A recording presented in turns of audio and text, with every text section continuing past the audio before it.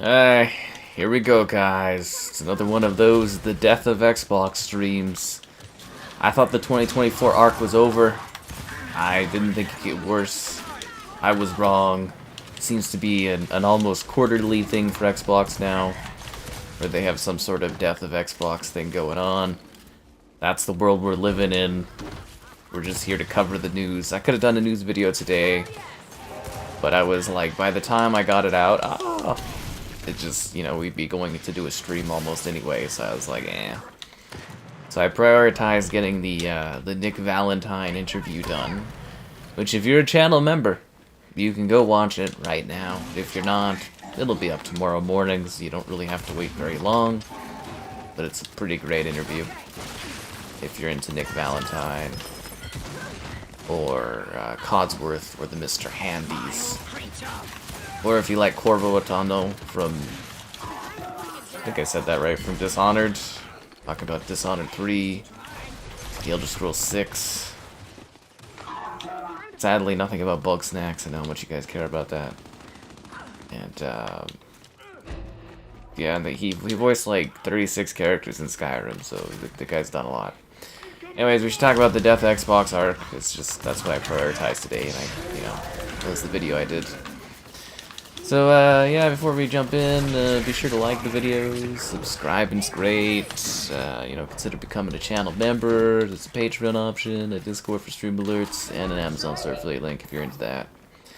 And yes, I too am tired of the Death of Xbox arc, but here we are today, living what it is. Yeah, oh, they're closing, well, they've closed the selection of 4 studios there. So shut down everything but our love. That's where you're wrong. I'm fully open to Microsoft acquisition, and therefore, after they buy me, they could shut down any love that I had. The death of PlayStation in this economy? I don't know. The consoles, they're all struggling. We've gone over this many times on streams. All the consoles are struggling. It's a bad year for console gaming. All the AAA game studios are struggling. We're gonna dive into everything and talk about it, and answer all of your questions, and, all that stuff. And I hope people don't hate on me too much this time around, because the first Death of Xbox arc, it didn't do well on the channel. People didn't like it. God damn it. Okay. So I have the new Elgato 4KX card. So I'm playing at 120 hertz, but I'm still getting my ass kicked because I don't like it. But this is the first time we get to play Gears with this, which is interesting. But yeah, it's neat because it's like you go to options, video, see frame rate 120. It's way more fluid. It really is. It makes a big difference. So I digress. Anyways, new capture card. Still have to do a review on that.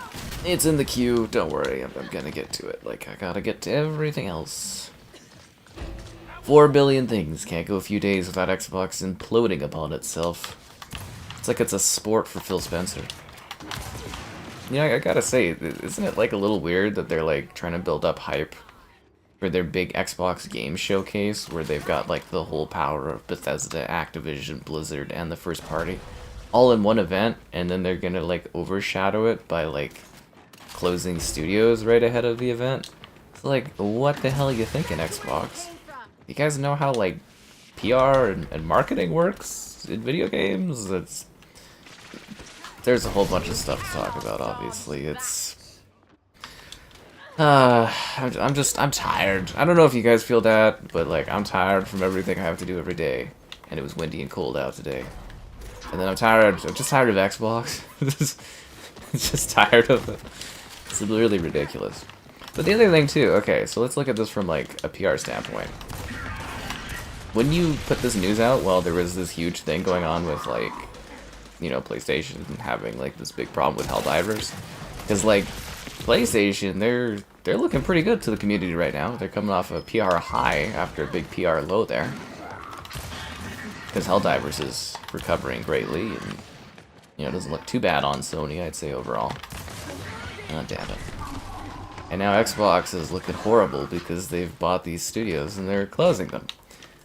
And I guess we should talk about the studio closures. So 4 Bethesda Studios were closed, for which there are some pretty funny memes out there. You know, it's funny. It's like Xbox's like executives. They're really loud when there's something good going their way, and then they disappear and vanish when something bad's going on.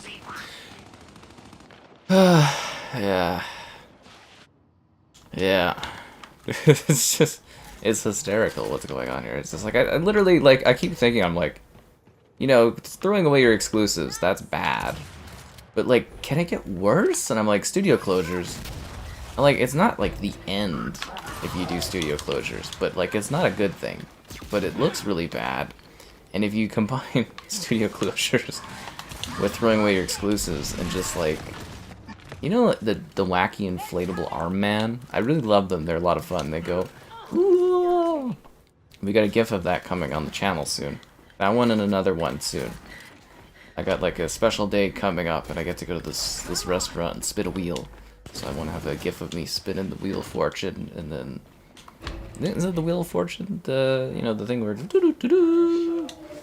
I don't know if that's the Wheel of Fortune. Is that the I don't know what that is. The Price is Right wheel, right? It's like a giant wheel that goes down. Anyways, I digress. Yeah, so we'll have some gifts coming up on the channel soon, which will be fun. What was I talking about? Oh yeah, the fact that it's just like completely chaotic for Xbox, and they're like a wacky inflatable arm man, Phil Spencer and his team, where it's like I think they're just flailing their arms around with like no direction. Like 1 month they're throwing away their exclusives, the next they're closing studios. It would kind of like show that maybe they're like is it like a dying company, like I've been saying for a while, like at least for like the console platform. I don't know, it seems like they have no direction, they have no idea what they're doing. Apparently they're making a handheld. There's also apparently a next-gen Xbox in 2026 because they're giving up on this gen. I don't know, Phil Spencer does his sad defeat tour thing. Is that what he's doing? Because he's got an interview after... He's got an IGN interview after the Xbox Game Showcase. Is he going to do another one of those, like, I'm sad about everything kind of, like, interviews he does? You know, the Phil Spencer Apology Tour 2024? It's ridiculous. But seriously, it's like they just flail around. They don't know what the hell they're doing. It's so strange. I guess we should talk about the studios we lost today. Will you remember them? Yeah, I don't know, man. It's so weird. I should get to your questions, but I'm trying to go off and getting the info right off the bat for people rewatching afterwards. People do that, you know, believe it or not. So yeah, they closed 4 studios from the Bethesda household setup. So the first, obviously, I think the big one would be Tango Gamesworks, the creators of The Evil Within, and also Hi-Fi Rush, which was like the most critically acclaimed Xbox game in a long time, and the most well-loved Xbox game in a long time, and kind of their big highlight last year. And you know that Aaron Greenberg, the marketing head of Xbox, who really, I don't know how that guy still has a job there, said that it hit all key metrics and everything like that, and it was a big success for them, and they were very happy with it. So there was the Grub guy, you know, Grub, he does like leaks and stuff, because he originally, a year ago, was like, oh, Hi-Fi Rush wasn't selling well. And then Greenberg's like, no, it's a big success, it's hitting all of our metrics, it's exceeding expectations. Obviously not. It kind of makes me wonder how much Xbox lies to us about stuff. Or maybe not lies, but really sugarcoats things. And it's just kind of like, ugh. So yeah, obviously that wasn't a thing. And then it was like, oh, and they did Ghostwire Tokyo, which I thoroughly enjoyed. If you guys haven't played Ghostwire Tokyo, you know, pour a drink out to our lost studio there, and you know, check it out. It's on the Game Pass. It's a lot of fun. It's a first-person magic shooter gun kind of game. I don't know if that makes it sound less interesting, but it is wacky, weird, and crazy. It's a horror title. I highly recommend it. There's a review of it on the channel. And a stream of it. Yeah, I streamed it as well. Really good. Really fun. I highly recommend that one. Same with Hi-Fi Rush. Great game. Evil Within 1 and 2. Great. It's all on Game Pass. Because, you know, they were first party. Yeah, which is hysterical. Because they're not anymore. But I mean, they did lose their creator a little bit ago, but he felt that he had handed it off to good talent, he said before he left, and then he tweeted today that he was sad about the situation, so yeah. So he was sad about the situation. I think literally, like, his tweet was, Tango Gamesworks closed, sad, and I think he wrote in English, and usually he writes in Japanese, so quite frankly, you should be embarrassed. there was that. I don't understand why you would reward one of your companies that does well, one of your studios that does well, with their closure. Makes no sense to me. Must have been pretty brutal too to have to sit there and like port it to PlayStation and then just be shuttered right away. I'm assuming the PlayStation release didn't sell very well, otherwise that might have maybe saved the studio? I don't know, because like Ghostwire Tokyo, that one I do not think sold well. So Ghostwire Tokyo had PlayStation exclusivity on it. People didn't buy it on PlayStation. And it came to Xbox a year after. And I don't think it's like it had 3 million players, which sounds good, but like 3 million players with the Game Pass and stuff like that, those metrics can't have been good. I don't think the Evil Within's ever necessarily sold that incredibly well. So like I can sort of track why, but like I think Xbox really forgets that they're in an arts business. So like if you tried that shit in the film industry, people would not want to work with you. And Xbox is always like, oh, we're investing in Japan, we're trying to get a foothold in Japan. And then you finally buy a studio in Japan that you can leverage to increase your relations with Japanese developers, and you close them after they release your only critically acclaimed game. It's like they do, like Microsoft, like Phil Spencer and that, they do realize they're in a arts business, right? Where it's like creatives, and sometimes to foster goodwill and build relations, you go, oh sure, this little tiny game that really didn't cost us anything at all, it didn't sell super insanely, but you know what? It's kind of a good little thing to have in our business on Game Pass. It's like a little indie darling that we can use. It's sort of like in the film the film industry, which again is a similar industry because they're arts, believe it or not. What these companies will do, some of them, they'll be like, oh, well, this isn't going to be a big film, but it might win us an Oscar or two, and we're willing to lose a little bit of cash on this so that we can have critical acclaim to look good. And Xbox doesn't seem to understand that. They don't understand.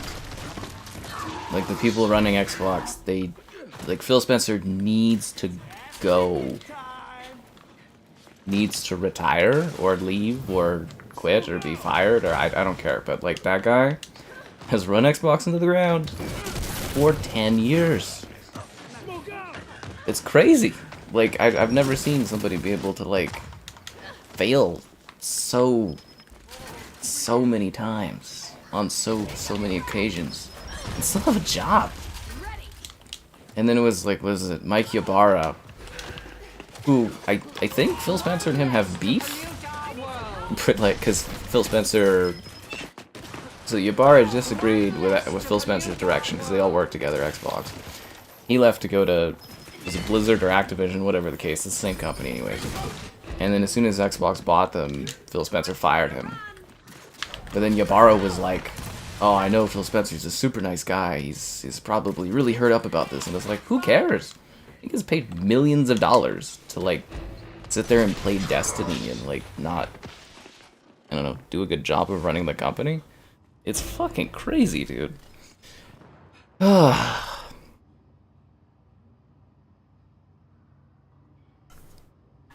Anyway, so I'm not super focused on the questions yet, guys. I'll get to your comments. You can re-ask them later, but I've got my whole tangent I'm going on about where I've got to get all this initial information. That's because it was a dense day. Like I just want to get up, you know, and enjoy the storms where the whole house is shaking all day, because it's strangely stormy today for all reasons. you know, get up and go to Costco and, you know, buy some groceries and go to Save On. That's what I wanted to do today. I did it anyways, but I had to sit there and, like, you know, joke about Xbox, meme about Xbox all day. It's no fun. It's good laughs, but it's no fun. It's just like, it's exhausting dealing with this company at this point. But you know it's not exhausting? Liking the stream, so fuck's sake. Be sure to like the stream. Subscribing's great, donations cool, consider becoming, I know, a channel member gifting, the Patreon option, the Discord for stream alerts, chatter, great times, and an Amazon store affiliate link, if you're into that. Oh crap. And GameHardCourse.com, I write stuff on my site. Sometimes, but not enough, because I'm too busy doing this video crap. And we stream daily around this time, so you know, if you're looking for something to watch, this is what we do. Okay. So did we cover everything? Because again, there's lots of supplementary discussion to go over tonight. Lots and lots. Like, when I say it was a dense day, it was a dense day because... God damn it, dude. I'm getting freaking smoked out here. It was a dense day because there's just so much, like, little information and stuff. So Tango Gamesworks, we talk about them kind of being done. So they kept the IP and everything, right? Xbox has no Japanese presence again. Where it's got to be like a certain point where they're just like giving up on that market because it's just not gonna work. Because like if you're a Japanese developer or you run a studio in Japan, unless Microsoft gives you like a really sweet amount of money for your company, why would you ever sell to them? Why would you ever even want to do business with them? Like the history of like Xbox and Japanese developers is so bad. And it's like, there's a certain point where you're just kind of like, why would you work with this company? You'd be stupid to. You'd be like throwing away your business working with Xbox if you're like a Japanese developer. Like honestly, it's just insane. Like they literally.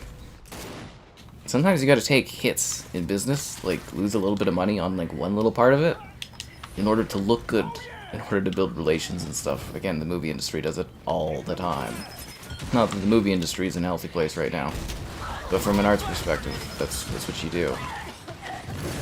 Xbox is also going to build really bad business with Western devs looking at it like, oh my god, you know, is my job secure?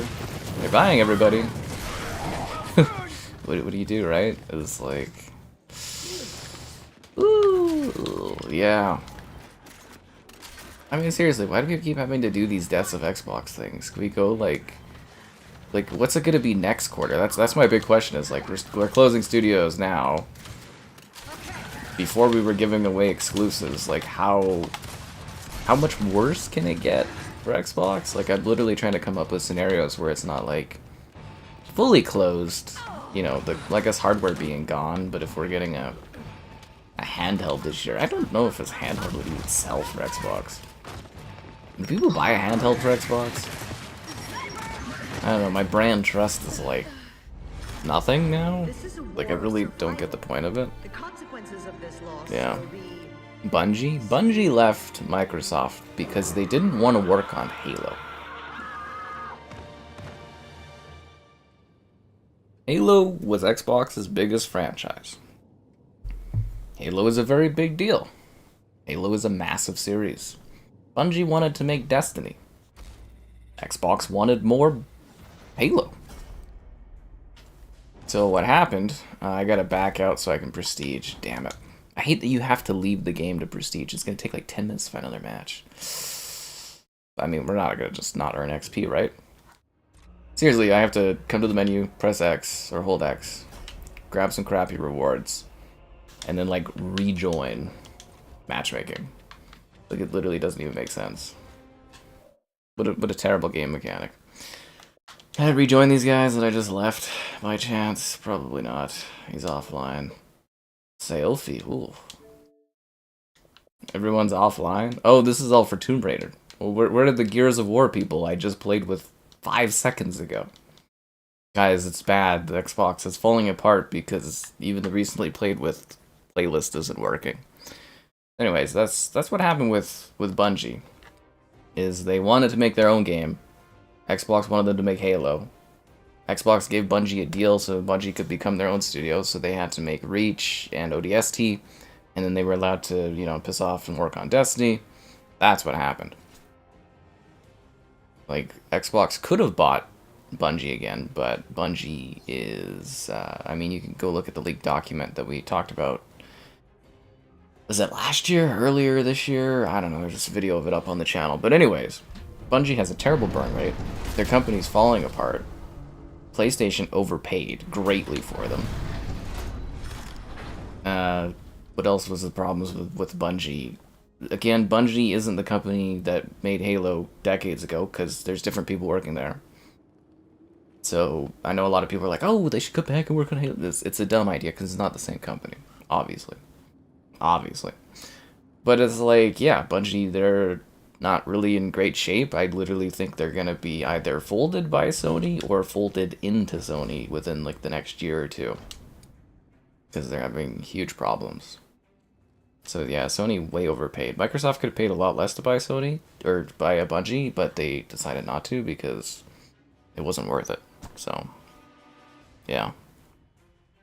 Wasn't worth it. Anyways, so we talked about Tango Gameworks. I'm trying to think of anything else from that studio that we should go over. They didn't really have big successes, but Hi-Fi Rush was really, really well liked. Good acclaim. They should have kept paying for that studio. Should have been the studio that kept going. The second one is Arkane Auston. So a lot of people confuse Arkane Auston and Arkane Lyon. Lyon is the primary studio. So Arkane Auston, they do support work, and they did Prey, and they did Redfall. So they were shuttered. I personally thought they should have been shuttered.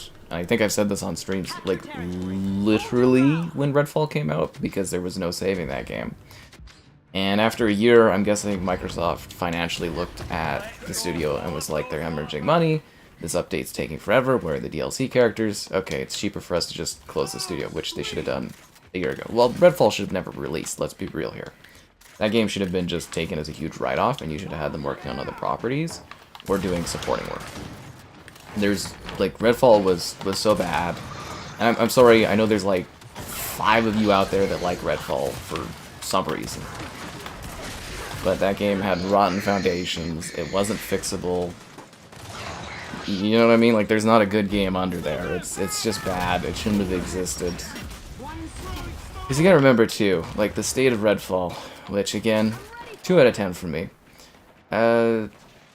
They had a year of extra delay time, and all they were able to achieve was a 2 out of 10 for me. And, you know, sure, they've added 60 FPS, which should have been there at launch, but that doesn't make the game any better. So, some stuff leaked from that detail. Allegedly, Arkane Auston they were working on a big update for Redfall. So it was going to be an update that released at Halloween. It was going to fix a lot of problems. It was going to enable offline mode, because I guess if the servers ever go down for Redfall, the game just vanishes. So I'm assuming Microsoft is just going to wait like 5 years and just close the game. So anyways, the update was supposed to be a big update. Well, actually, no, that update was supposed to drop this month, I guess. There was supposed to be an update that fixes a bunch of stuff. And then that was supposed to ramp up towards a big Halloween update. Okay, there we go, we got it. And the Halloween update was supposed to have all the DLC that they promised. So now, if you bought DLC, or the Super Duper edition of Redfall, Microsoft's going to do a goodwill offer? Which I don't really know what that is. I think if you're like a lower version of Redfall, they'll update you to the full ultimate version of Redfall, which doesn't come with all the features. So I don't really get the point of that. They should be offering refunds from, like, I think a legal standpoint, but I don't know how that'll work. They'll try to get away without, you know, with not having to do refunds, I would imagine will be their goal. So that's a clusterfuck. That's a mess.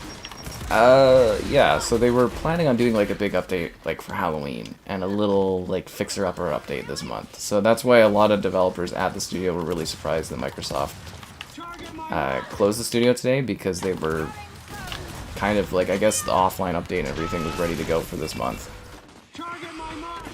So I don't know, kind of to some degree that speaks to me that they don't want us to be able to play that game indefinitely, and they want to be able to get rid of it at some point, because it's, you know, getting rid of the offline mechanic that they were going to add, so that's a little scary. Redfall disappearing, I don't know, it would have been fun to do a retroactive Redfall video in 15 years or something and laugh at it, I don't know, but eventually it'll disappear, because it's online only, which is a problem. And Redfall's a national treasure. You freaking kill me, man. No, it's that game was so bad. Like, I see that there's some people online that like defend it, and I'm just like, no. I'm sorry. I'm really sorry. It's god awful Redfall. There was no fixing that game. It was terrible. Seriously, they should have never gotten that far in development. I literally can't even comprehend why, but. Bad game. Bad game. Bad. That's also when the deterioration of my relationship with Xbox kind of started happening, was the Redfall situation, but, you know, that's life. Yeah, I'm still complaining about it a year on. It is what it is. Yeah, Redfall. Ugh, god, terrible game. But it is a little disappointing that they weren't at least able to put out, like, that one update, that they weren't able to, like, you know, get it to at least the point where we could play it offline and indefinitely, right? From, like, a value perspective, so that's kind of crappy. What a camping spot that guy has. I thought I just got shot from someone from behind. I didn't realize he was just camping around this corner. We're nowhere even near the position. That's ridiculous. No, whatever. Whatever. Okay, so Redfall will eventually die, because it's online only. Some mad people on PC will probably, you know, mod it and make it offline or something. I don't know. We'll see what happens. So Redfall, that's that situation. Arkane Leon. So they were, I think they were support working on Blade as well. So I don't know how that's, well, I guess they would just fold them into that. But yeah, like a lot of people, they confuse Arkane, because they think they're like, oh my god, it's Arkane closing. It's like, no. It's like the crappier version of Arkane is closing, which is Arkane Auston, not Arkane Leon. And I guess also what happened is the team and the talent that worked on Prey, like 70% of that staff, according to Bloomberg there, 70% of that staff was like gone over the development of, like, Redfall was going so badly that like 70% of the talent left anyways, so yeah, that one, again, like I said a long time ago, should have been closed right at the launch of Redfall, and they should just wrote that game off, or not even have released it. Phil Spencer could have played that game for 5 minutes, instead of sitting there playing Vampire Survivors, and could have saw how bad of a condition that game was in. Yeah. Kind of a sucks to suck scenario. Alright, so we covered them. I mean, they should have closed anyways, like I said, but then we go on to the other studios. Yeah. Let's see here. We've got Alpha Dog Studios. Okay, so Alpha Dog Studios. They're a small mobile company, which, again, like Xbox is attempting to open, or Microsoft is attempting to open a store, like a mobile store, to compete with, like, iOS and Android and stuff, you know, like Google Play. They're trying to, that's supposed to, like, launch next year or the year after. So I don't know why you would close a mobile studio if you're planning to launch a mobile store, but, you know, whatever. But their thing was they released Mighty Doom this year, which I guess was not a big hit. And I think that one's being delisted and closed, so I don't know if you can still download and try it before it's gone, but if you want to see what Mighty Doom's all about, kind of a cute little take on Doom, and you can do that for a very short time period. I believe if it's not already closed. So yeah, Mighty Doom. They had done some other little mobile games over the years. Nothing really too crazy of note. So I don't think that's the biggest deal that that studio closed, personally. And there's not a whole lot more to talk about for that. Then we move to... what was the other one there? Roundhouse. So Roundhouse used to be known as Talking Head, and Talking Head were making Prey 2. Not Prey 2, but like the original Prey 2, because there was a Prey in like 2007? I don't know. I have a video of it up on the channel. There was an original Prey. It's actually pretty cool. It's an ID kind of game. It's honestly really neat and worth checking out. It's weird it's not on Game Pass, but you can buy it for like, I think it's on sale for $4 usually. Kind of cool. Just a, you know, it's a shooter game. I think it's one of the few like Aboriginal like games actually for like the main character and stuff. It's very spiritual, which is interesting, but you're fighting aliens with like a wrench and eagle powers. It's quite something.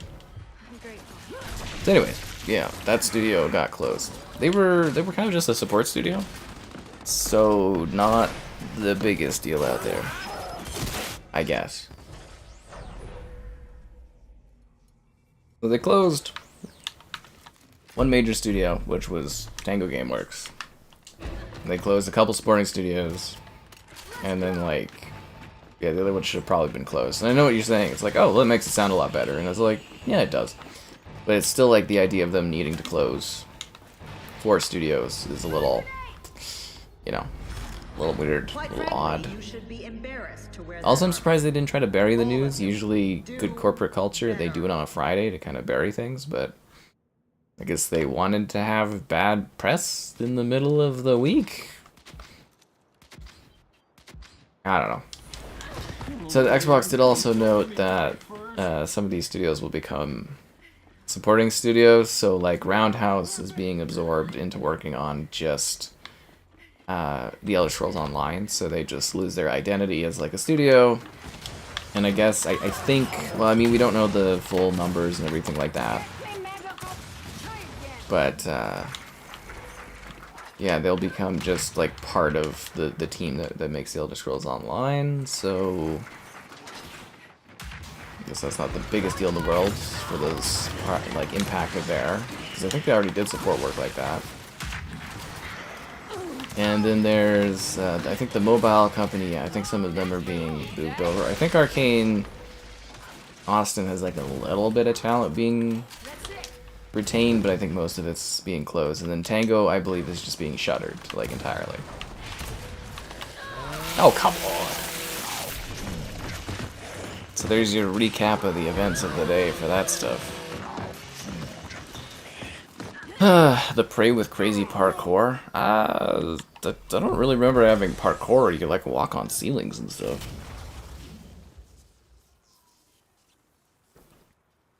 But I think, again, it comes down to a situation where it's kind of like, you know, you look at these studios, you look at Tango, you look at other stuff, it's like part of it's inherited from Bethesda.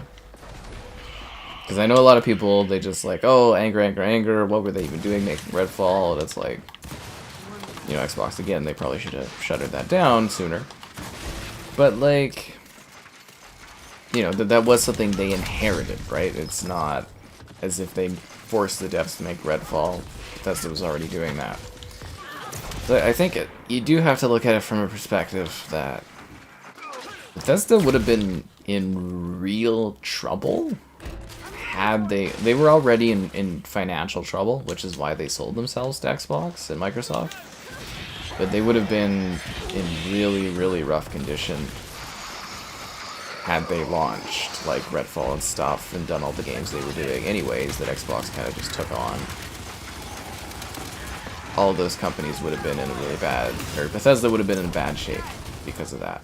Because there were some comments I saw where some people were like, oh, you know, had Bethesda never got bought, this stuff would have been third party, would have had more sales from PS5. And I don't think that would have made a difference because obviously Hi-Fi Rush, they released it for PS5. Doesn't look like many people bought it. Definitely no chatter about it. I don't know why Xbox Shadowdropped Hi-Fi Rush in the first place. I thought that was really stupid, but we'll talk about that in a sec, a little bit more. Yeah, and it's like Ghostwire Tokyo, you gotta remember, that was exclusive to PlayStation. And they didn't buy it, like gamers, PlayStation gamers didn't buy it. I don't think Deathloop necessarily sold a whole lot either. I know Deathloop had a lot more Simon going. I think Deathloop did do much better than Ghostwire, but yeah. So it's kind of like I can see why choices were made, but I also see where some people are like, oh, this could have done this or that. That I don't think so. I think even under Bethesda, eventually Bethesda would have closed these studios. But the whole point of it really is the Xbox management.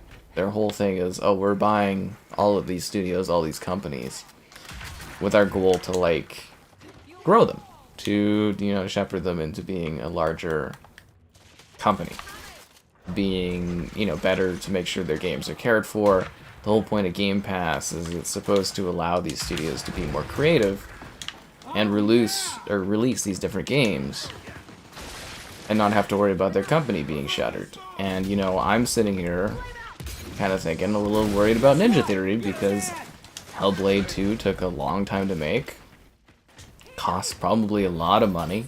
It's about the same scope as the first game, and I'm really worried that Hellblade 2 is not going to hit expectations for downloads or sales or something, and they're going to shut down Ninja Theory, and they're just going to do that for every studio they own that don't immediately hit expectations.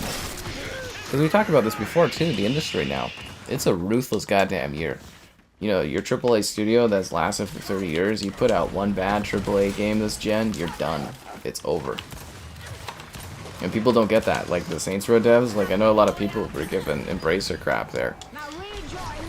And some of it's warranted, I definitely get that. But for like, Volition, like so many people were mad, but I'm like, Volition, they put out Agents of Mayhem, which cost Embracer hundreds of millions of dollars.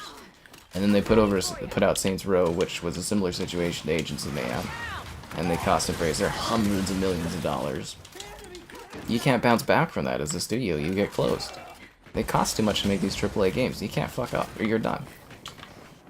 It's scary. I don't like it. Games take too long to make. They cost too much. It's kind of like the movie industry too in that regard. It's a bad situation. I don't know how we fix it either. Yeah, well, Ghostwire Tokyo, I know it had like 3 million downloads, like 3 million users. I don't think it had actually that many sales, right? Oh, hey, I'll go back for more Death of Xbox content. It's like every goddamn quarter now, there's just an apocalyptic event for Xbox. But I think this thumbnail really nailed it. I mean, like, look at the end of the day, a lot of people seem to really like Phil Spencer. I don't get it. Like, I've heard from everyone I've talked to, he's a really nice guy. I've never met him, so I can't speak for that. But I have, like, press friends and stuff like that. They've all met him. They all say he's lots of fun. He's a nice guy. That's great. But, like, it's like a business, and it's an arts business. And just because you're a nice guy doesn't mean you know what you're doing. Like, seriously, like, he allowed Bonnie Ross there to just scorch Earth Halo for a decade. And it's just, like, allowed her to fail upwards. Even himself, he's basically failed upwards. His whole group needs to go. They need to do someone else. Like, they just need new people there. Like, honestly, Phil Spencer, Aaron Greenberg, who else? Well, I guess we lost some of them have gone, but, like, this Bonnie Ross is finally gone. But they need to go. I'm thinking, like, his replacement's probably going to be Sarah Bond there, and now I'm even thinking, if they go and then she rises to the top, she's been basically handpicked by Phil Spencer, and I'm kind of like, is it going to be more of the same because of that? Like, they need something fresh and new. They've had this team working on Xbox for a decade. They've given them access to every single franchise or game that we cared about. At least my generation growing up. And they can't do anything with them. They own Call of Duty now. Where's the Game Pass stuff? They own Fallout. Where's the new Fallout game? So if you've owned them for 4 years, you could have a Fallout game next year coming out or something. You know what I mean? Where's the new Elder Scrolls? Starfield. I loved Starfield. Starfield was, like, I think the only new IP in the top 10 of last year for game sales. So Starfield was successful, as much as you guys hate it.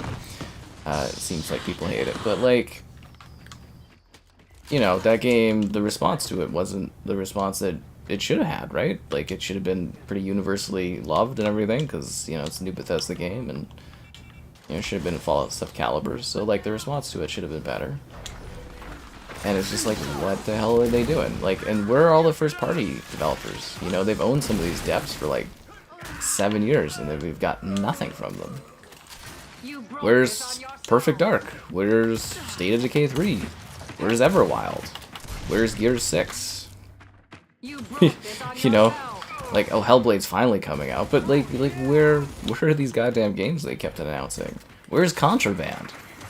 It's really bad studio management that's allowed to have been going on for a decade now, and it's just like, in any other business, you'd be fired and replaced, or you would, like, you know, step down or something. Like, I don't understand how they can keep being allowed to fail over and over and over and over again.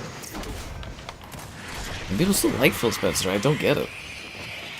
Nice job. Oh, did you check out the interview? Ah, that was so good. Yeah, if you guys didn't see that, we got the Fallout 4 Nick Valentine interview. I kind of pitched it, or I teased it at the beginning of the stream. But if you're a channel member, you get access to it. If you're not a channel member, you get access to it tomorrow. So it's not a big deal. You know, it's not a huge deal. I just mostly put it out for the channel members a little bit early so they can see it, get a little bit of reward. Also, tell me if I missed anything when I did my editing and stuff like that. But no, the interview, I was really happy to get that together. I filmed it today, edited it today, and got it up on the channel and stuff. And I think it turned out really good. You know, he voices like 36 characters in Skyrim. 36. He's Mr. Handy and Codsworth and like Valentine in Fallout. He's Garrett in the original Thief games. He's Corvatano from Dishonored. He's all kinds of dudes. He's a great guy. Yeah, it was very nice. Who wanted to buy a Nintendo? Yeah, I guess we could talk about that too. Anyways, it's been a while. Be sure to like the stream. Subscribing's great. Donation's cool. Consider becoming channel member. Channel member gifting. The Patreon option. The Discord for stream alerts. And the Amazon Store affiliate link. If you grab anything on Amazon, use the link in the video description. There was another bit I needed to round back to, and I kind of forgot what it was supposed to be. I touched upon it, and then I was going to come back to it. What was that bit? It was a whole thing that nicely kind of fit into what we were talking about. Why are these guys all chainsawing? Yeah, anyways. It'll always be Bellathor to you. There's been so many characters. Yeah, like, I really don't get that, the whole Phil Spencer thing. He just, like, pops up on stage with a t-shirt and everyone's like, oh my god! And it's like, really? That's all it takes? Like, I mean, he seemed like a cool guy when he was, like, saving Xbox, but I don't think he saved anything. Now, can we finally say that Don Matrick was better? Like, can we finally say that now, or still not allowed? Oh, that's what I wanted to talk about. Alright, so it's like, a lot of people really give him a pass because of the launch of the Xbox One. He's like, wasn't his fault. I mean, he was high up at Xbox, you know, still, but, you know, whatever. We'll say it wasn't his fault. But, like, the guy's had 10 years to turn around Xbox. And I think most people can agree that Xbox is in a worse state than it's ever been in. I think the 360 era was a complete fluke. I question if we'll even have hardware. Like, I know they're gonna try to do a quick gen here with 2026, but I'm wondering, you know, if they're just gonna Dreamcast it. Frig, I don't know. I have very low trust in their hardware, and I'm sure they can put together a really, really good piece of hardware. Like, the Series X is really, really good. But they kind of nerfed it by making the Series S, I think, we're finally realizing. And, yeah, I'm sure the next Xbox in 26 will be super powerful, the greatest leap ever, like they keep claiming, which I don't really technically believe is possible. Unless they got some crazy upscalers up their sleeve, which I doubt. But, like, yeah, you know, he's had 10 years to, like, turn things around, and that's an eternity in the gaming industry. Like, 10 years, like think back to 10 years, the technology we had then and the technology we have now. Like, the industry's changed so much. And, you know, you can go like, well, blah, blah, blah. And it's like, you know, at the end of the day, Nintendo had the Wii U, and it failed worse than the Xbox One. Like the Wii U, like, I don't know if you guys have seen the sales numbers for that thing, but it was a colossal. Wasn't it, did it sell less than the original Xbox? Like, the Wii U could have been like the end of Nintendo. And the Wii U came out about, like, what, 10-ish years ago? And look at how they're doing. You know? They're doing great. They got a console selling 140 million units. They got a Switch successor coming to be released or announced before, was it March 2025? It'll probably be in the fall, and then it'll release in like March, kind of like the Nintendo Switch did. You know, I was so close to that, because I said it was going to happen last year, where they were going to announce it in October, and it was going to come out in March. I was a year off, but sucks to suck. But, you know, Nintendo turned things around, and it's like, I don't really see Xbox's excuse, you know? They own the Elder Scrolls, they own Fallout, they own Doom, they own Quake, they own Overwatch, they own Call of Duty, they own Diablo, StarCraft, Warcraft. you know what I mean? It's like, what are the excuses here? Seriously, like, what? I don't know what other excuses people can come up with for the company where it's like, they're doing a swell job, because they're not. And all they've done is they're giving away their exclusives, they're eroding their player base. Like, I don't know if you guys see all comments and stuff on the channel but from people, but, like, I don't think I've ever seen this low of, like, brand confidence in Xbox. Like, people are just done with it. I feel very indifferent towards it, honestly. Like, I feel very, very indifferent towards the whole brand now. I don't even really care that much. Yeah. He was great in Thief 1 and 2. Well, that interview's coming. We did it. We did. We had a death of Xbox. Like I said, it's a quarterly thing now based on Xbox's decisions. It actually fits pretty well, though, because I didn't know what I was going to stream tonight. So this is actually really great. And you know what? It's the only way we can get people to come in and watch Achilles these days. Which in itself is pretty sad, but... you know, that's how she goes. I mean, if Xbox has better news, we don't have to do Death of Xbox videos. You know, that's their decisions. You know, it's not much I can do there. Yeah, Skyball will hit you. It'll hit you hard. The best Pokemon game on the Switch? The one you haven't played yet. I don't know, like, for Switch Pokemon? Like, Arceus was kinda neat, but, like, wasn't really mind-blowing because of the visuals and stuff, but... I don't know what's kinda cool. Kinda depends what you're after, right? You know, you can just wait a few months, there'll be another Pokemon game. Set of Pokemon games, there always is. It's just weird. Gaming and stuff like that, it's ridiculous. Like, I'm doing my yearly rewatch, because we have the Xbox conference coming up, the Xbox Game Showcase, which, again, way to build hype and excitement for that by closing studios right ahead of it. It's Xbox Game Studios with Activision Blizzard with whatever remains of Bethesda. The remnants of Bethesda. And, you know, they just let go of, like, what, 1,900 people from, like, Activision a few months ago? Obviously part of, like, you know, buying a company and stuff like that. You're gonna have redundancies, that is part of the business, but it just seems like in 2024 Xbox, they're just flailing like a wacky inflatable arm man. No direction, no goals, no desire. It's just weird.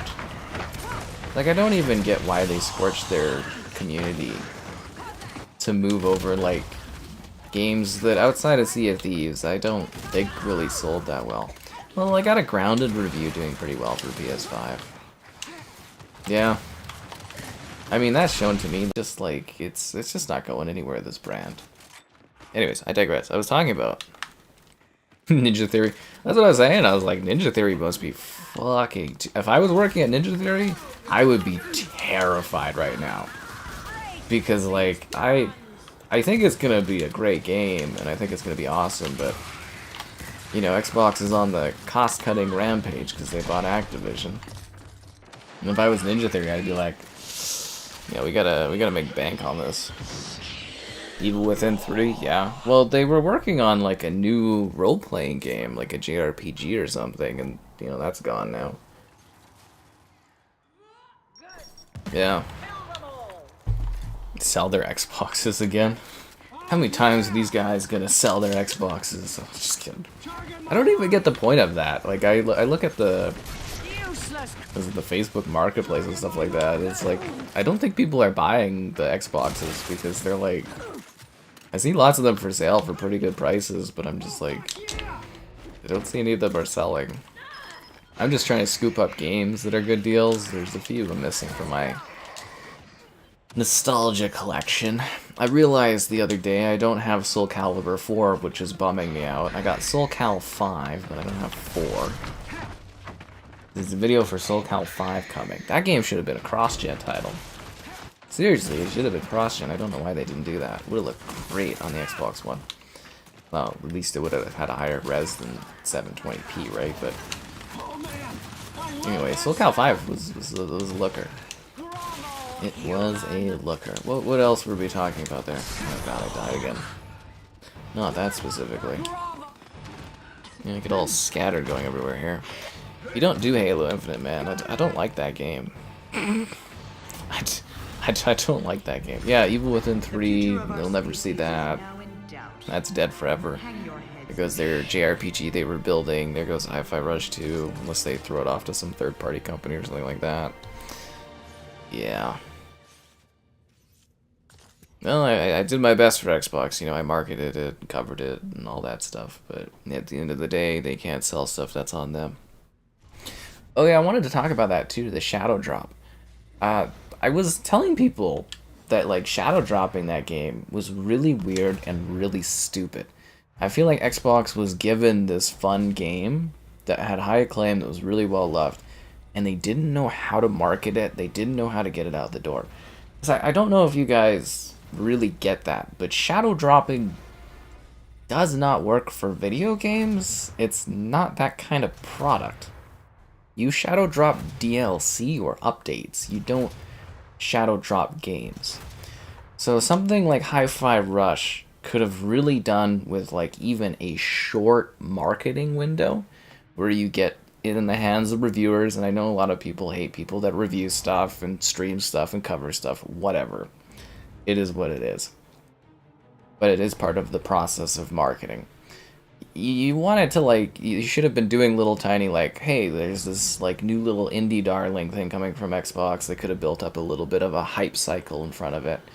And then they could have done reviews really early. Like the earlier you get reviews out the door for games, the better it looks confidence-wise in a product, especially if those reviews are really good. And Hi-Fi Rush obviously scored really well. But imagine if they had like this must-have new Bethesda game, Hi-Fi Rush, that had like this big build-up from like at least a few months, really glowing reviews. It would have made it something people wanted to buy on PC or play through Game Pass, and it's just like it doesn't look like the people running Xbox know what to do with video games when they get them. They don't know how to pick video games. They don't know how to pick which games are not going to get delayed for several years. It's like the people running the show just do not fundamentally understand the business, it feels like. You know, you got PlayStation sitting there, and PlayStation, they know how to pick fucking games. Like, Stellar Blade there, it's just incredible, that game. It's a lot of fun. I know it's got like a weird sexiness to it, which I think fits into the plot pretty well. You know, nobody gives Nier Automata crap for that, but anyways. Like I was saying, it's just like, it's weird, because like that game was supposed to come to Xbox, and then, you know, PlayStation was able to lock it down. Rise of the Ronin, I guess, is at, what is their game? Nioa? It's at Nioa levels of sales already, so that game's doing well. That one was kind of fun. I didn't get any views off of it, so I don't know, but that one's doing really good. And it's like, they're not first-party stuff, but they're, you know, kind of exclusive deals that PlayStation's locked down to make their console have value, and Xbox doesn't seem to understand or comprehend how that works. So all the games they pick have bad delays, or delays where it comes out only on PC and Xbox gets shafted, or gets canceled, their games. Like, they literally have people that don't know how to, like, pick and choose games, I feel like they don't have an eye for that kind of thing to scout games out and understand what games they should be like pushing or building or promoting within their own systems. It's crazy. And again, these same people have been running the company for 10 years. It's not going to get any better. It's only going to get worse. It's only going to get worse. Just like this guy. And then they act like this, surprised when things go bad. Yeah. No, man, I do not like Halo Infinite. I'm sorry, I do not like that game.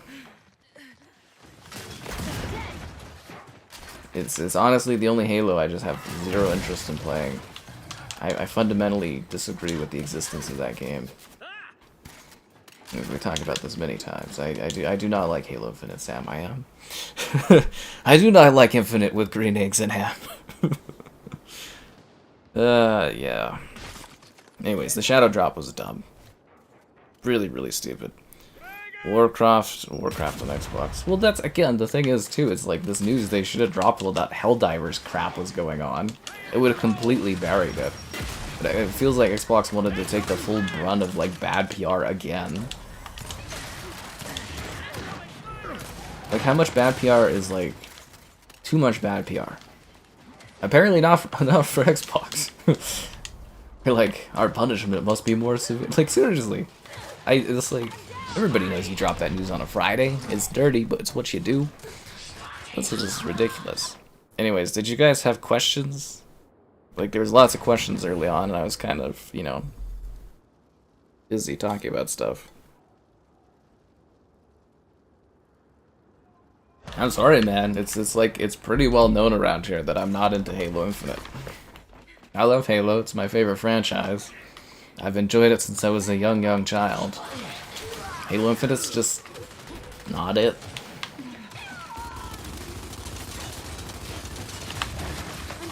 And they can't fix that either for me. And apparently no one wants to play it, because you can look at the Steam player counts. Anyways. Name a price to stream Halo Infinite so you know payday. There is a price. I don't really remember what it is. If Filet is here, I think he can tell you. I think Lost ODST did a deal with me once for a Halo Infinite stream, but hit me up in the Discord. I'll find out what that is for you, but I don't know what it is off the top of my head. There is a number. there is a number. Oh, there's Lost ODST. He knows what's up. Yeah, he did that thing. What happened now, Zero? What didn't happen now? What didn't happen now? And we're in like this slow decay. It's not like the quick death of the Xbox. It's like a very slow death decay. And my thing is, people really just don't believe me that it can get worse and worse and worse. Like I really feel like I'm just shouting out to the DayZ clouds again. But, you know, this is just kind of like the light start of it. It's like a trickle effect almost. I think a lot of people are going to be really surprised when Xbox, like, just gives up on hardware. I think people will be really shocked, and it'll be like, but, you know, you can see the signs, right? They, like, telegraph them really well. You know, so it's not like a guinea pig that's sick. It's, you know, that hides it. It's, you know, you can blatantly see decisions and stuff. Like, you don't give away your exclusives. It's dumb. You don't do that. Every idiot knows that. You know, it's like, I have a bar. I sell this amazing hamburger. Everybody wants this hamburger. I don't give Jim down the street my recipe. See, you know, you think Coca-Cola and Pepsi, they're talking, being like, you know, the head of Coke being like, hey, Pepsi, I'll throw you a bone here. Try to drum up some sales for Coke. I'll give you my recipe. It's stupid. It's honestly dumb. Like, I miss when Xbox used to be leaders of the industry. And now they're like, I don't even know if you could call them followers. They're just kind of like drifting driftwood with the river. Trying to figure out what the hell they're doing with themselves. You were playing with Minecraft with your friends? Do I think Xbox will get through this bad patch? I don't think so. I mean, Xbox will not ever disappear. They own too much of the industry for that. But like, if you like hardware from Xbox, I'd be very worried. Like I said, when we first did the Death of Xbox arc at the beginning of the year, I guess technically this is Death of Xbox continues. So the arc goes on, but again, you should be really worried about the hardware. You know, I'm not like really joking around. It's like, it's a legitimate worry. Especially as you see more and more telltale signs of things not going well. But I do want to break all the doom and the gloom to mention. I have a Tomb Raider multiplayer video coming out tomorrow. So they added Tomb Raider Definitive to the Xbox Game Pass. If you guys have never played the multiplayer in that game, it's actually a lot of fun. You can download it on Game Pass and play it. It's really enjoyable. So just throwing a recommend out there if you guys want a weird, quirky multiplayer. It kind of reminds me of BioShock 2 multiplayer. Which again, if I can ever drag some of you guys out for a BioShock 2 multiplayer, I'd love to film a video of that. I've been trying for 4 years now almost, to get a BioShock 2 multiplayer Series X video together. I just cannot find players in that goddamn game. But anyways, yeah. So just wanted to give a shout out to that. Bunny ears, no. Oh, and I want to go back to my E3 chat there. Xbox's Driftwood. I've got all the hits. So my drink tonight is a... What is it? It's a mango pineapple Tropicana drink that was on sale. It's new, I guess. Mixed with a little bit of... what am I drinking? It's my gin. I'm trying to think of what the brand is called, because obviously I love shouting them out. You know, I'm just used to drinking rum, so it's like I don't even remember what my gin brand is. Empress. So yeah, I believe, and I hope I'm not wrong on this. It's a pineapple mango Tropicana mix with Empress gin. Yes, from the majestic cliff sides of Canada land. It's the gin for the people out here. The gin for all everywhere. Yeah, so there you go. That's my fun drink tonight. Gets me through these harsh times. And you know what else does? Your likes on the stream, so be sure to like the stream. Subscribing's great, donations cool. Consider becoming a channel member. You guys stole my kill. Channel member gifting, the Patreon option, the Discord for stream alerts, chatter in incredibly average times. And there's also an Amazon store link, if you're into that. One of our coalition's finest traditions. Too big to fail? I don't think Xbox is too big to fail. I think the movie companies are too big to fail, but I don't think Xbox is too big to fail. You know, like Warner Brothers and stuff like that, because the U.S. government uses them for propaganda. I don't think Xbox has enough of a connection with the U.S. government to kind of prop them up in hard times. But I think, like, if like the movie industry is headed towards, you know, it's dying pretty badly. Because you guys don't like to go to the theater anymore, which is fair, because even I am sitting there looking at Fall Guy being like, yeah, I'll just wait till it goes to streaming. I'm part of the problem now. Just like everybody else. But, like... Yeah, I think the movie industry, the government, the U.S. government wouldn't give up on that. They would prop it up just like they did during the war, or was it the Depression? There was like an arts thing to prop it up, but I don't think the console would get propped up because I don't think they do enough U.S. propaganda to like be considered important enough. That makes sense. Yeah. An alcohol-sponsored stream? I wish. In my dreams. Yeah, BioShock multiplayer was fun. But that's what I'm comparing the Tomb Raider multiplayer to, is like the BioShock multiplayer. It's a blast, and you can check it out on Game Pass. And there's actually people playing it right now, which is so cool. Not enough for me to do like a stream, but you get full matches of it. It's great. It's lots of fun. Yeah, pour one out for the Xbox. Who sent that? Was in the Discord? Somebody they had like a GIF of like 2 Xbox controllers and there was like a candle flickering in the middle. I was like, oh my god. Yeah. One great experience from a movie recently? I don't even know what I've watched recently. Yeah. So there you go. PC's always good. Mobile growing like crazy. What are we waiting for? Okay, the match is starting. Wasn't there a movie I watched this year I really liked? I thought I was talking about a movie I really enjoyed this year. I don't remember when that was.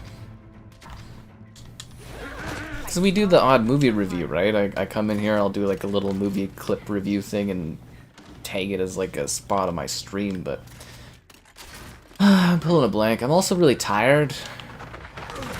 Like usual, I don't know how to describe it, but like I have to get up early to do the interview. So normally my interviews, I do them really late at night because everyone I interview is British or from Europe. So I usually do a stream and then I'm up at like 4 doing an interview. And then I go to bed. But today, our pal there, Russell, he's from the US, I think, right? So I had to get up early to do an interview and I was just like, I couldn't sleep. I think it was the rustling of the stuff around, or it could just be my mind being like, you need to get up, and I was like, I need to sleep for like 3 more hours. What are you doing, body? What are you doing? So I'm pretty just dying again. But you know, what's new there? So I'm pulling a blank on movies, but I could probably look up my reviews and get back to you there. Yeah, BioShock 2 had multiplayer. It's really fun. You'd be like the big daddy and everything. It's great. Hi there, folks.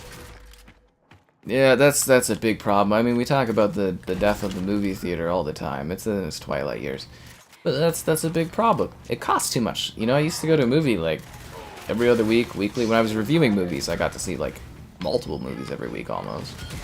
Obviously, I was screening them, so it was free. But like, you know, when I was younger, you know, I was in my early adult years, my teen years, I went to a movie like every other week. It was more affordable. Now it's like freaking, what, 20 bucks, a ticket, and then you buy like a super edition. It's so expensive to go watch a film. And then if you're a family wanting to go watch a movie, it's like $100. And then it's like, that doesn't even include like food really. And they overprice themselves. It's something that I've heard happening in the sports industries too, is like younger people, they don't get into sports now, like professional sports as much, because it costs too much to go watch them. So it's just like less people in the seats, but they're paying more, and it's a big epidemic that's happening. It's big recession and all that's building, but that price of houses still isn't fucking going down. I'm not getting into that today. We're not touching the housing market tonight. I don't want to go over this again. I don't want to go over housing already. It's too depressing. Yeah.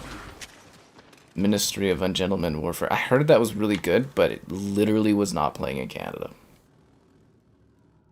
You went to go watch The Phantom Menace? Why?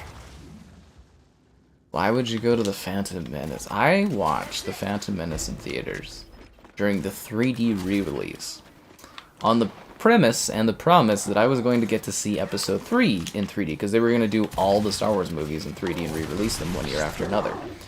I never got Episode 3, and I sat there, and I slogged through Episode 1 in 3D. I hated it. That was an awful experience. I passionately, you know what? I kind of fell asleep during a lot of it. It was just really boring. But I was supposed to get to see Episode 2 and therefore on 3D, and I was just like, oh. But yeah, why The Phantom Menace, man? It's not even that good of a movie. $12 a ticket where you're at, and it has a bar. That's good for you, man. I wish movies were that cheap here. They're just not. Seamus, that dude. Okay, so like the creator of the Xbox, he's really into bread. He's like resurrecting like ancient yeast from like thousands of years ago. That dude does not need to come back to Xbox. That dude is living his best life. And resurrecting ancient yeast strands, which is amazing. Seriously, go check out his Twitter. He just tweets about bread. Lots and lots of bread. It's honestly really entertaining. No, I'm not even kidding. The guy brought back like ancient bread stream. They were projecting the 1080p Blu-ray. Oh, that's even worse, dude. You could just buy the 4Ks. Man. That's awful. That's awful. Awful, awful, awful. The 1080 blue. Ugh. Yeah. The Definitive Edition, they did like a Play Anywhere version of Tomb Raider really lazily in order to, you know, get on Game Pass. But yeah, I guess the multiplayer is broken on the PC side, but it works on the Xbox side of things. Yeah. So there you go. Now you know. But anyways, I love movies. I love them. But I don't even go to watch them anymore in the theater. And that makes me really sad, because I love cinema, love film. But I even feel priced out of it. And it's like, it's impossible to get people to go watch a movie too. I used to watch movies with my pals all the time. I remember going out randomly in the middle of the week because my one pal would be having problems with this gal. We'd go watch a movie at like frickin' 12 or something. Those were the days. Those were the days. Days gone.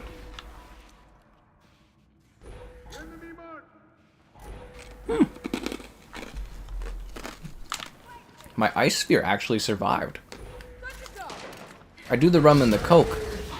You know, the Coke Zero there, and my ice sphere doesn't ever survive the night. It always like gets liquidated by the Coke. I want to try to pick a good movie for you guys, because I know I've watched a good one or two this year. Let me pull up my site and see what I've watched.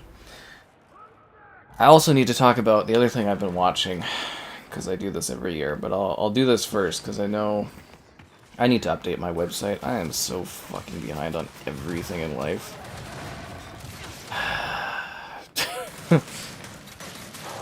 Oh, Dune. Dune was really good.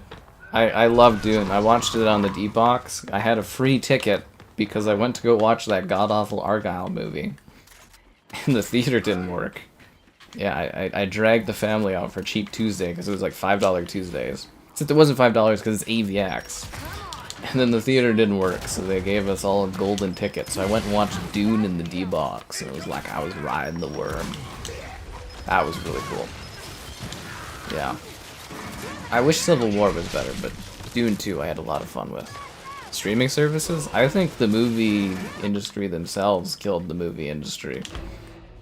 They accelerated the transition into streaming, and they basically scorched all their money for, or long-term profits for short-term returns. Kind of like Xbox is doing by closing Tango.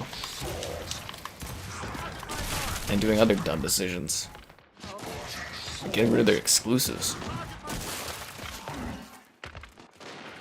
You beat the game and have no achievements on the Definitive Edition? If it's a Play Anywhere title, shouldn't it just share the Xbox list of achievements if I'm not crazy? I think it should, shouldn't it? Yeah, Tomb Raider Definitive Edition. But it could just be bugged. They had an issue where no Fallout 4 achievements were unlocking for a bit there, right? Yeah. Anyways, I'm hoping that interview tomorrow does really well, and then maybe I can try to re-leverage it to kind of see if any of the other actors for Fallout want to do a stream, or not stream, interview and stuff would be great. Riding the worm is crazy? Nah, man. It felt crazy. I rode that worm. What's it? How long is that movie? Like 3 hours or something? It was great. It was, because it's the D-Box, so it's like, if you don't know what the D-Box is, they're the chairs that like rumble and move. It was riveting. I really felt like I was riding the worm. You know, when he got stabbed, I felt like he got stabbed. When Zendaya was sitting there staring blankly into the distance as Zendaya does, I felt that. It was like I was in the movie. Would I ever pay for D-Box? No, it's too rich for my blood, but because I had a golden ticket, I was able to watch that. So there you go. Yeah, well, they released the PC version as a game, like a Play Anywhere title in like late April. That's how I knew it was coming to Game Pass, and I prepared my video in advance. I think I even put that on the Xbox Reddit. I was like, they're adding it to Game Pass. And then, yeah, it did. Just like I've already prepared my, what is that game? Lord of the Fallen Series S video? I got it ready because I know it's coming to Game Pass at the end of the month. Arkane means for the Dishonored series? Nothing. Doesn't mean anything. It's our Arkane Leon does the Dishonored stuff. Arkane Leon, man. That's where it's at. Alright, so I'm gonna go back to my rewatch. So every year, ahead of the Xbox conferences, I was touching on this earlier, and I kind of got sidetracked with all this random chatter we do, as we do always. And again, if you're new to the stream, we do stream around this time each day, so it's always exciting.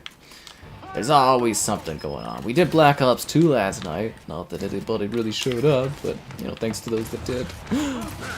But, yeah, anyways. So each year, ahead of the Xbox Game Showcase, I rewatch the old Xbox E3s, because it's fun. And I find it so interesting to go back and, like, see what they used to be able to accomplish. So I did E3, Xbox 03, 04, and I'm working on 05. And man, it was so much cooler back then. Like, Peter Moore and those other dudes, Allard or something, they were so cool. Xbox used to be such a cool brand. They said they wanted to be the best in the industry. They wanted to have the best technology for generations. And then Phil Spencer's just boring. Like, I don't know how people find him, like, entertaining up on the stage, but the dude's just boring. Other guys, you know, Peter Moore's up there, he's getting a freaking Halo tattoo. You know, they're, like, the E3 2005, they're talking about how, like, males between 18 to 35 are the backbone of the industry and the most important part of the console generation, but they're trying to attract more gamers on top of that. I'm just like, wow. I don't even think you're allowed to say that anymore at those kind of events, but literally that's what they said, and it was just interesting because it was like a time where Xbox was like actually competing. And E3 2004 was crazy. They announced Doom 3 as an exclusive.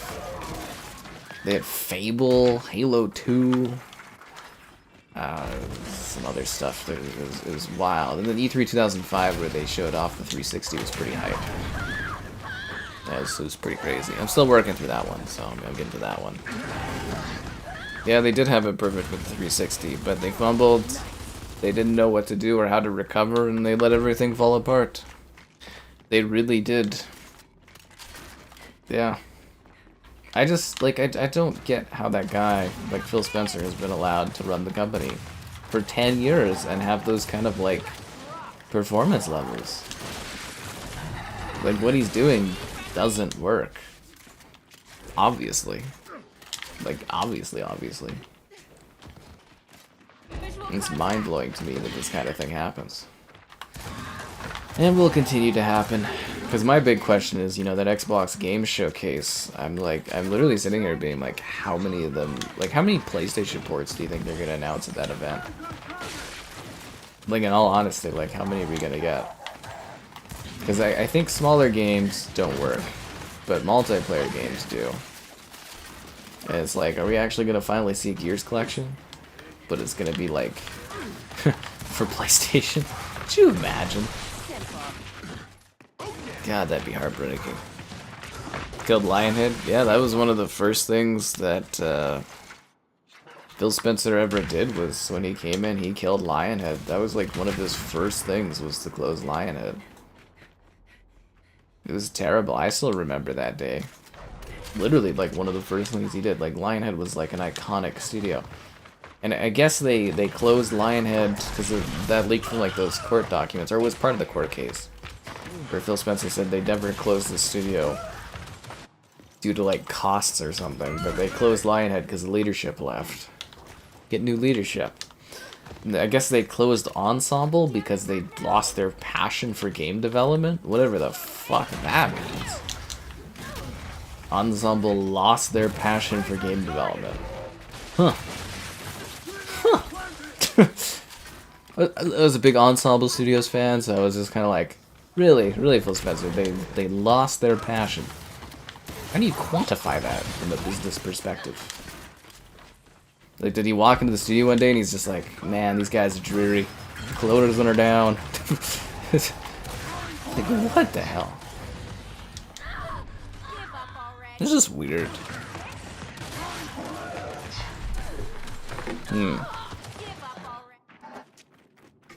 What else was cool? Oh, the big thing for E3 2004. Yeah, the big ending thing was they got EA. So the year prior, they announced the Xbox XSN initiative. So that was to get sports games. Because if you don't have sports games on your console dies, right? So XSN was basically Xbox being like, we're making our own sports games. And then the year after, they're like, we got EA, and they had Don Matrick come up on the stage. and he had like an athlete from each of the different sports, like NCAA football and basketball. And then they had someone from the NBA, somebody from the NFL, someone from hockey, someone from they had Muhammad Ali for boxing. That was shaking like crazy, probably, you know why, but yeah, and it was just kind of like, it was really wild. And he's like, EA Sports, and it's, all the stuff's coming. I was sitting there being like, that athlete retired, that athlete retired. It was like 2004, right? And like, I think that person's kid plays in the league now. It's like, oh man, time flies. Anyways, so that's what I'm doing. I'm rewatching the E3s, so I'm working on 05. It's a lot of fun for me. It's good background noise while I'm working, if that makes sense. Like, I'll occasionally watch. I'll be like, oh yeah, and then they revealed 2004 was also the reveal of Forza. They had PGR 2, or 1? No, PGR 2, and then they showed off Forza, which was a big deal because they're like, it's our new thing. Because I kind of forgot I was playing PGR 3 the other day. There is a bit of a differentiation between Project Gotham Racing and Forza. Forza is like professional circuit, and PGR was more of like a street racing, kind of like Grid. And I was like, oh. If only Activision hadn't shuttered Bizarre, they would have come back to Xbox, working for Xbox after that Activision acquisition. What Gears is this? The 5th one. Project Milo? Oh, yeah, that was, what's his name? Peter Molyneux. I actually really like that guy because he was actually... he said some tall tales, but he was, like, one of the few people, I think, in the industry that actually really wanted... Like, he was an ideas man, and he wanted to do the craziest things you could ever do in video games. And the technology just has never existed for whatever that guy has, like, wanted to do. I don't think he really does much these days, but he was always very fascinating to me, just from the idea, like, the concepts. He was a very interesting conceptualizer. And he put out some pretty cool games. Fable and stuff. I mean, I don't think Fable was what necessarily was, like, promised, but Fable was, they're all incredible games, all well reviewed, all well liked, so, he's doing something right, getting those out the door. If he had more success, he'd probably be like Kojima, right? Doing weird, crazy things, and... Yeah, that one's a bit odd, honestly, but... It is always funny how much, like, people hate Peter Molyneux. But I think a lot of the younger kids probably have no idea who he is. No Clips HD uploads? Yeah, I've gotten into the No Clips stuff. I like their docs. I watched their docs, I think early this year or late last year. I was watching a number of their documentaries. They were very interesting. But yeah, I saw that. They don't have... They only have the 2010 Xbox One. So they only have the 2010 stuff restored. So I'm not there yet. I'm at 2005. So I've still got, like, I'm watching, like, these E3 clips of, like, 260p or something like that. They look horrible, but you can get the idea of things. Yeah, which I thought was weird because they have the Halo 2 trailer from E3 2003, but they don't have the whole thing of E3 2003 uploaded, at least from what I saw. They did have really cool trailer videos, and I was talking with Kevin on this when we were doing the Star Wars stream, if you guys missed that. Kevin stops in, a couple times a quarter. And, yeah, we were talking about this. There's the no-clip backup thing. They restored these old Sim commercials. I forgot how sexualized the Sims are. They have, like, these ones where it's, like, guys, gals making out and stuff, and then it's, like, at the end it'd be, like, a spicy lady be like, the Sims are dating. Or, it was just really interesting. And then the EA, challenge everything at the end is so nostalgic. Yeah. It was Todd Howard on steroids. That's kind of funny. It's Gagi. Oh, for Team Ninja and stuff like that. He still likes Xbox a ton. That guy, doesn't he have a new studio? Yeah, but that's what I'm saying is, like, Peter Molyneux, I always really, really liked him, and it kind of felt really bad seeing all the people, like, just trash talk him online all the time, and I was like, at least he's trying to come up with new ideas for gaming.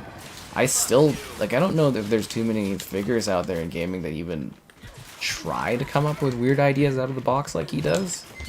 Like, he was always trying to do something really weird and different. And honestly, his projects were still really well received and well liked. Yeah, like he said, the work with Bullfrog, or the work with Lionhead, they did some really cool stuff. I miss the movies. I still have the discs somewhere. The movies. If you guys never played that, which was Lionhead kind of thing, and then Fables, and then they did some Connect stuff. And he was an ideas guy more than anything. I think what he really needed was someone that was like a number 2 in command sort of dude that was just sort of like keeping him in check almost, if that makes sense, like a good editor would do in a movie production. But yeah, I like that dude. But I think the younger kids that may be watching this stream have no idea who he is. He made these old games called Fable, and it's a black and white, and was it Populous?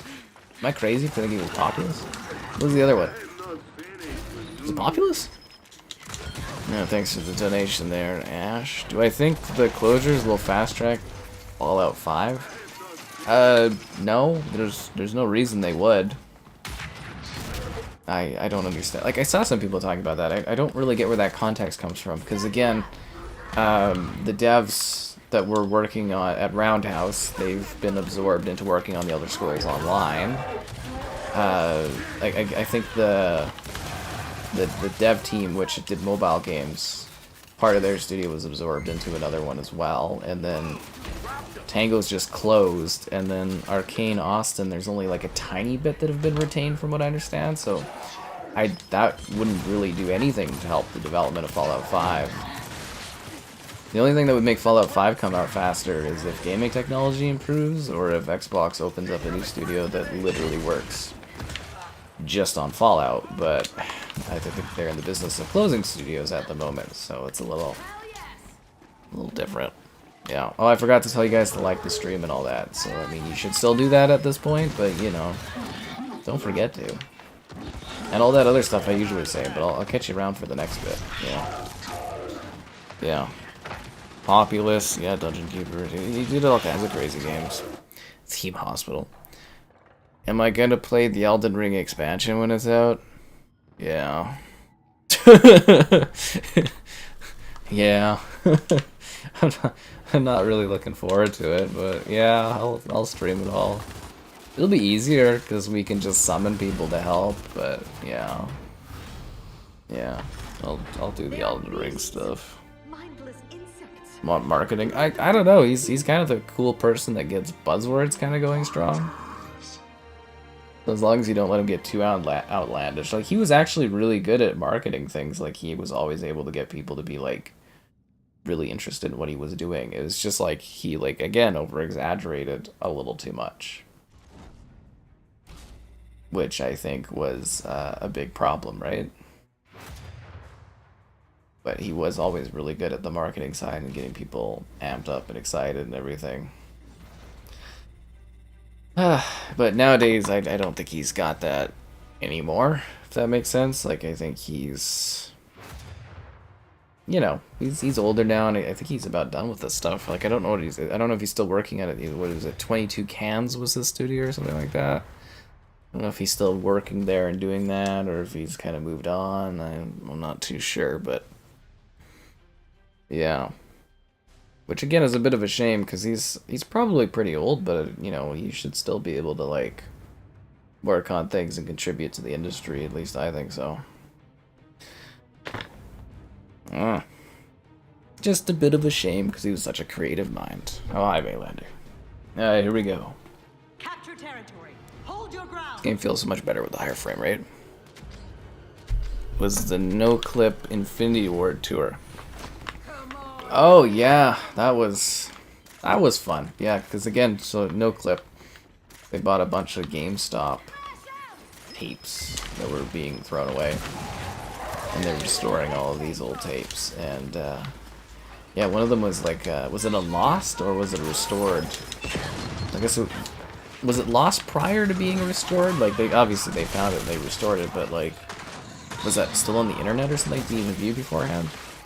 Anyways, it was a tour of Infinity Ward right before Call of Duty 4 dropped, which obviously was like one of the major catalysts in gaming history. And you know, they're just doing this like really calm sort of studio tour, and they're like, you know, talking, having a fun time. They're like, oh yeah, it's gonna be a big deal and everything. You know, they're talking about like the golden guns, like working. He was working on the AK, yeah, the golden AK, and obviously gun skins have become a big thing now. And it's a neat video, it really is. If you're into the history of the industry. See, that's the thing too, is a lot of stuff I talk about, where I kind of like showcase and stuff. Like, I totally get that it's not as interesting for everyone. Because again, like sitting there rewatching the old Xbox E3s, like 99.9% of people literally do not care in the slightest. But I find it interesting. And a little bit of nostalgia, a little bit of intrigue and stuff like that. Oh, ooh, and a fun little bit, because I didn't catch this on film. And yeah, I don't think there's any issues with it at all. So the Russell guy there, which again, you know, voiced Valentine, Codsworth, and the interview's up on the channel for members and for everybody tomorrow. You know, it's always good to check out the interviews, guys. The better they do for views, the easier it is to, you know, get other interviews. Seriously. Yeah, he at E3. So E3 2015 was my first E3. And he was there too. He was, so on the first day of the floor show, they had, well, throughout the entire show, they had a Mr. Handy, like they had Codsworth, out on the show floor, and he would be like saying random lines, and I went and I did video and stuff like that. But on the first day, he was doing the voice lines for Mr. Handy, like live. And I was like, what? He's like, yeah. And I was like, there, dude. I probably heard him, like, live, because I guess he was hidden behind a booth, talking and reacting to the crowd, but they didn't give him a microphone, so he didn't know who was talking. He had to, like, read their lips and stuff, and yeah, I was like, that is so fascinating. I was like, goddamn. You know how many times I've interviewed someone, and they say even more interesting stuff after the interview? And, like, some of it you're not supposed to obviously talk about because it's like, you know, we're keeping stuff on the down low. But he was just chatting with me, and I was like, are you kidding me? I was like, that's so cool. But I wish that was in the interview. Yeah. Populous is still liked. What was the one that they just re-released on Steam? Was it Populous? I was supposed to do videos on that. I just ended up doing one for the Saboteur, which has been very popular for me. I kind of want to get a 5080 this or 5090 this year if it's coming out, and do videos of everything running on it. Yeah, because the Saboteur did really well. I was like, oh, nice. Because I really like that game, so it's fun to talk about it. And they got all the licensing and stuff working, right? Because they got it back on Steam, so I'm wondering if that maybe means that in that last Xbox backwards compatible drop, that they'll maybe include the Saboteur as well. That would be pretty cool. Fun game. It was the last Pandemic studio game. Was it the last one? And Pandemic made it. I love Pandemic. The start of the death of Xbox, I think that was the beginning of the year. Now it's just the slow decline death of Xbox. Starfield, I'll be doing Starfield next week for the big 60 FPS update video. That'll be fun to cover. I'm sure that'll be a big view video. Because don't forget, guys, they didn't give me Starfield in the early review thing to review, and it was a big piss off. I was really mad. Still mad about that.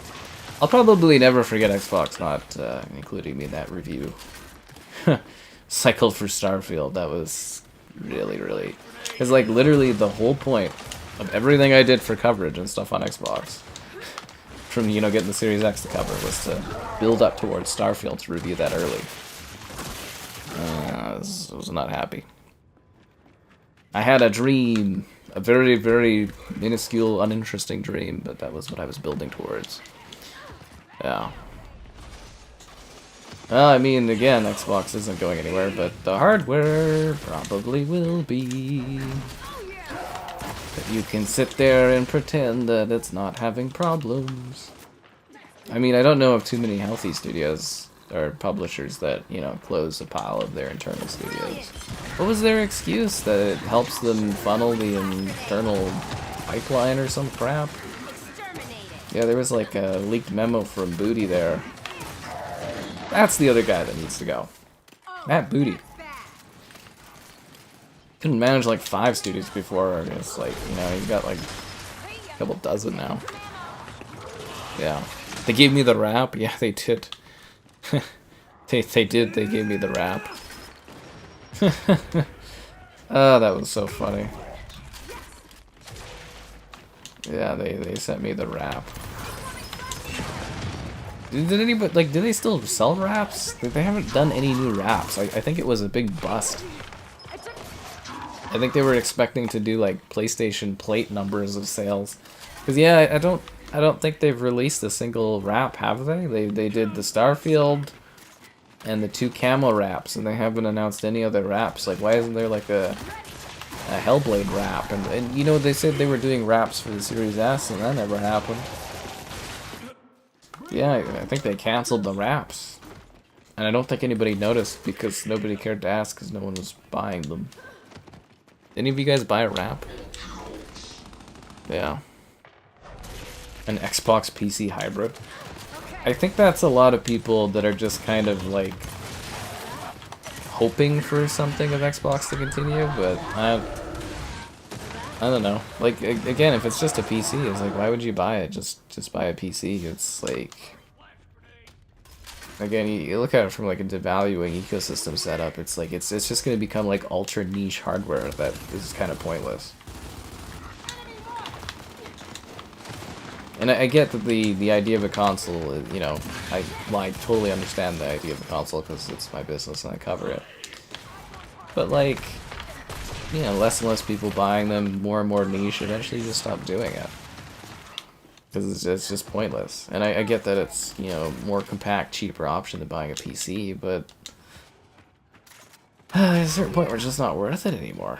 To make them, to buy them, it's just kind of a declining, dying thing, the console business. Sadly. Where it's going to become an ultra niche enthusiast thing. Which I think is worse. But I don't know. Also their own right. Hellblade rap. Well, my worry is them doing, because they're pretty, it sounds like they're pretty dedicated to doing one in 2026. But, you know, they also did say that Hi-Fi Rush was a success, so... You know, Xbox, Phil Spencer says a lot of stuff. That's what I always say, is he says a lot. Doesn't mean he always means what he says. Some of it's just good marketing. But my big worry would be them releasing like a next-gen Xbox in 2026 and doing even worse than the Series XS is doing, which is doing even worse than the Xbox One. And them just Dreamcasting it in like a year or two. That'd be awful.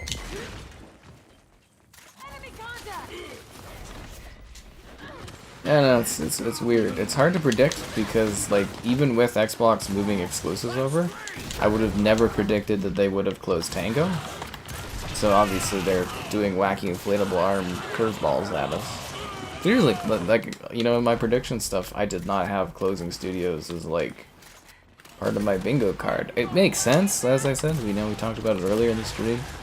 I can kind of follow the financial logic of it, but, like, it definitely wasn't what I predicted, so who knows what they guess next, right? Like, seriously, what are they gonna get rid of next? Because now studio closures are on the table. The whole, like, gaming business right now is really in a tough spot.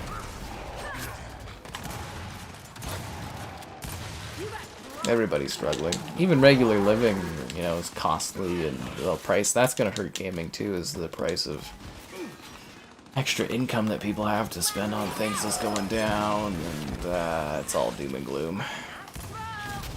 But hey, at least PlayStation reverted their stance on Helldivers, so that's kind of cool. Yeah. Makes PlayStation look pretty good this week. I didn't have Xbox having super negative PR as on my big bingo card for this week either, and PlayStation is shooting upwards. It's magical. Dreamcast had exclusives. Yeah, but Dreamcast was bailed on really early on, and wouldn't that be a worry? You buy a new console that's like top of the line, you spend like $1,000 on it, and it's like worthless in like a year or two? That'd be terrible. Not as terrible as not liking the stream. Subscribing is great donations, cool. Consider becoming a channel member. Channel member gifting, the Patreon option, the Discord for stream alerts, chatter, and okay to below average to quality times. There's also an Amazon Starfleet link. If you grab anything on Amazon, use the link in the video description. Honestly, sometimes I just shoot this and I hope for the best. Kind of thought I was going to kill one of them. This is a war of survival. They beat us. The consequences 343 is not going to get closed. They're a primary studio. Yeah, why would they close 343? They need Halo games to come out the door. It still has some value to the ecosystem.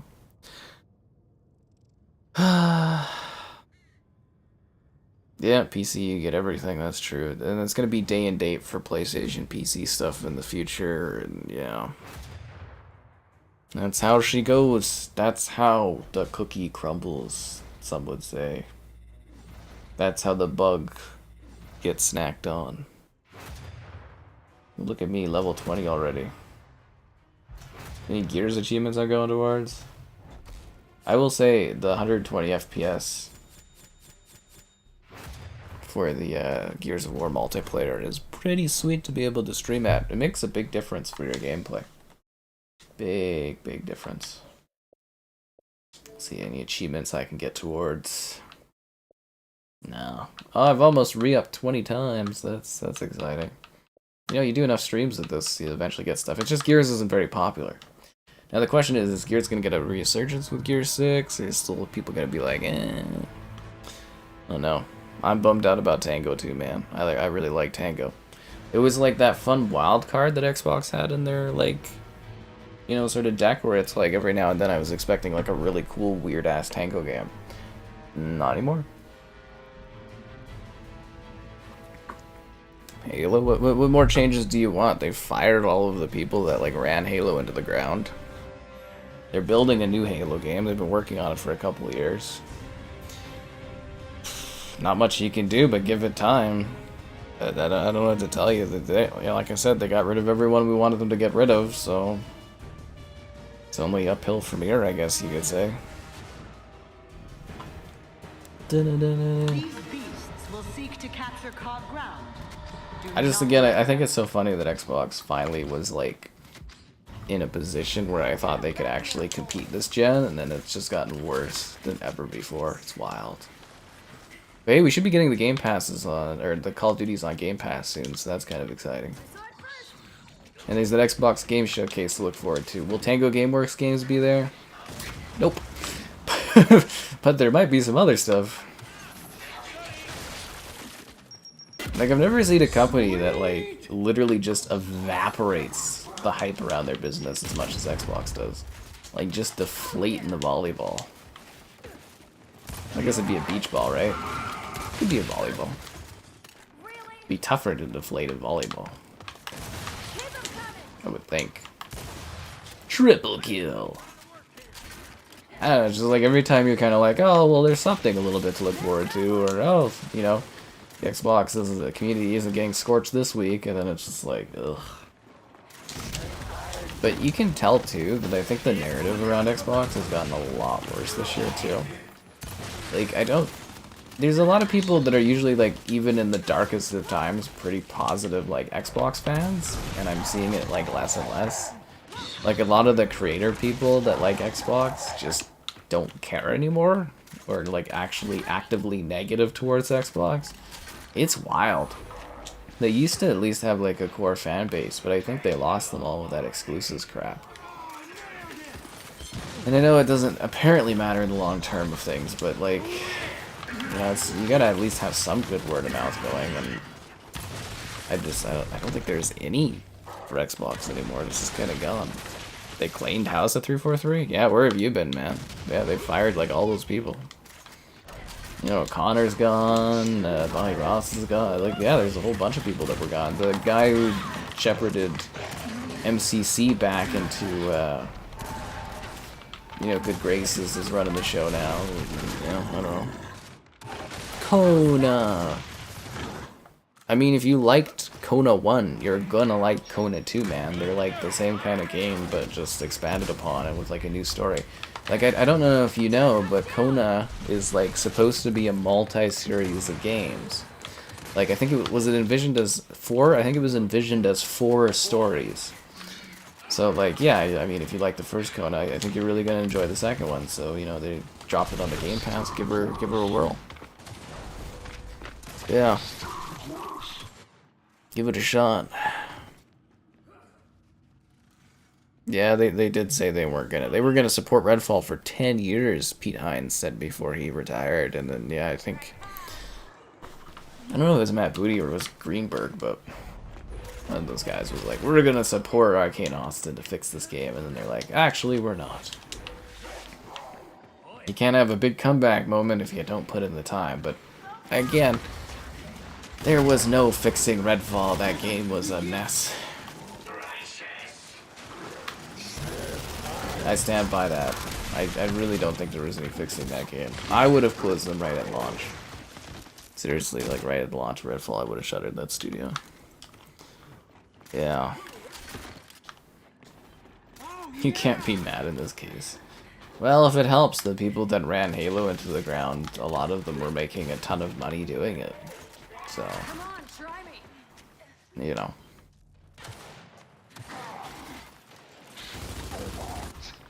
It's like where they're crying about Phil Spencer having a tough time firing all these people. It's like he makes millions, tens of millions of dollars every year. Boo. Boo. I wish I got paid millions. $500,000 to just fail.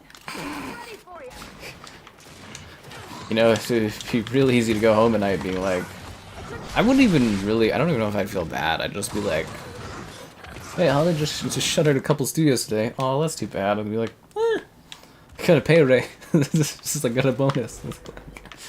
Seriously, it makes millions. The guy doesn't care at all. But he's got this really good PR around. If they could only apply half the PR that they apply to making Phil Spencer look good in the industry to like Xbox themselves, they'd be cooking, yo. That guy throws on a shirt that has like an old video game on it, and everyone's like, oh my god. It's like he's got Hexen on his shirt. I played Hexen when I was a kid. It's like he's one of us. It's very comical. The guy didn't even have 100,000 gamer score until recently. Someone that plays video games a lot, he sure doesn't seem to.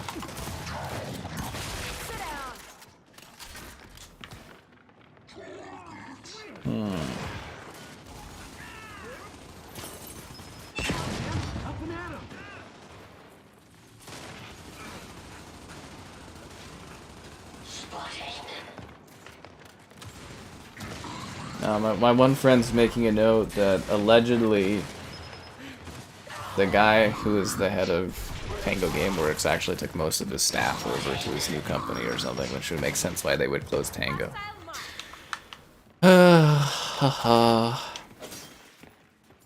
Yeah, no, like Bonnie Ross, she was terrible, like honestly.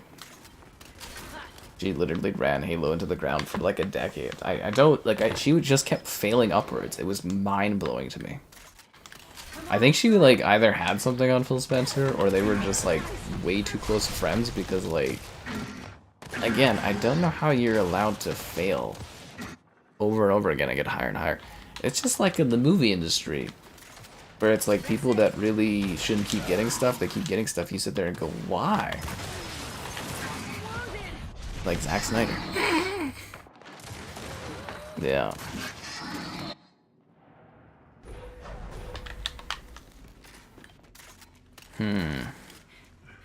He's a hero. Yeah. A hero of the gaming industry. And I'm sure we'll hear more, like... I'm sure more news and stuff will trickle out, and there'll be more theories and, you know, info leaks and stuff about this stuff, but... I think Xbox got really bad PR today, and they should be trying to build, like, any goodwill they can up, because it's just... I don't know, I think it's gloomier than the Xbox One launch around Xbox right now, and yeah. I've really reached new levels of disinterest.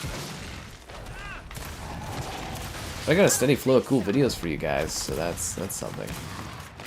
Really need to work on more top 10 videos. They do good on the long term compared to other stuff. It's been too busy. So much stuff releasing. Yeah, you go harder for a couple weeks, and then it's like quiet, and you're just like, this is weird, and then they go hard. Buy Tango's new studio? That would be funny.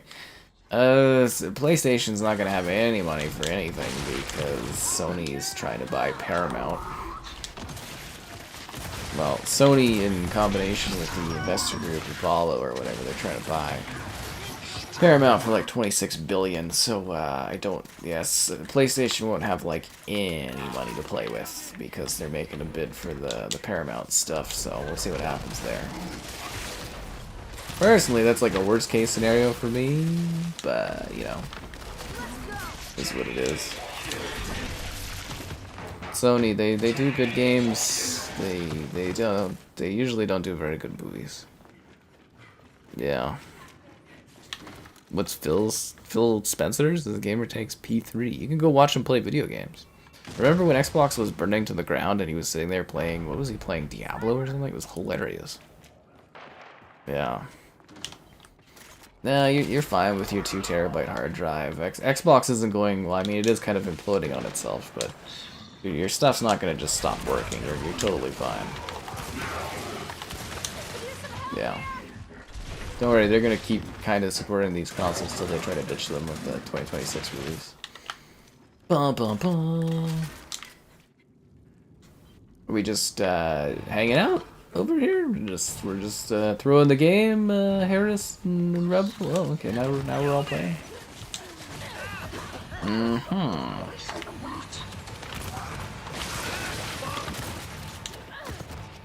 Oh, so now you guys want to break the ring at like the last second. I see. Why? It's first, they need 2 points to win. It's like, why even waste that time? Yeah, that was something I saw that was growing too, is this chatter of devs that don't even know why they published Xbox, and it's just, it's the whole thing. It's just like people saying Disney have nothing to worry about because their parks make lots of money, but what draws people into the parks are their movies and their entertainment. That's why the different parts of the park are themed after different characters, like Avengers Land and stuff. It's because the movies and things they release sell merchandise, they sell toys, they bring people into the parks. It's a whole ecosystem. But people can never think more than like a month ahead. It's all short-sighted stuff. Why do these guys like Control so much? It's a terrible game mode. Ugh.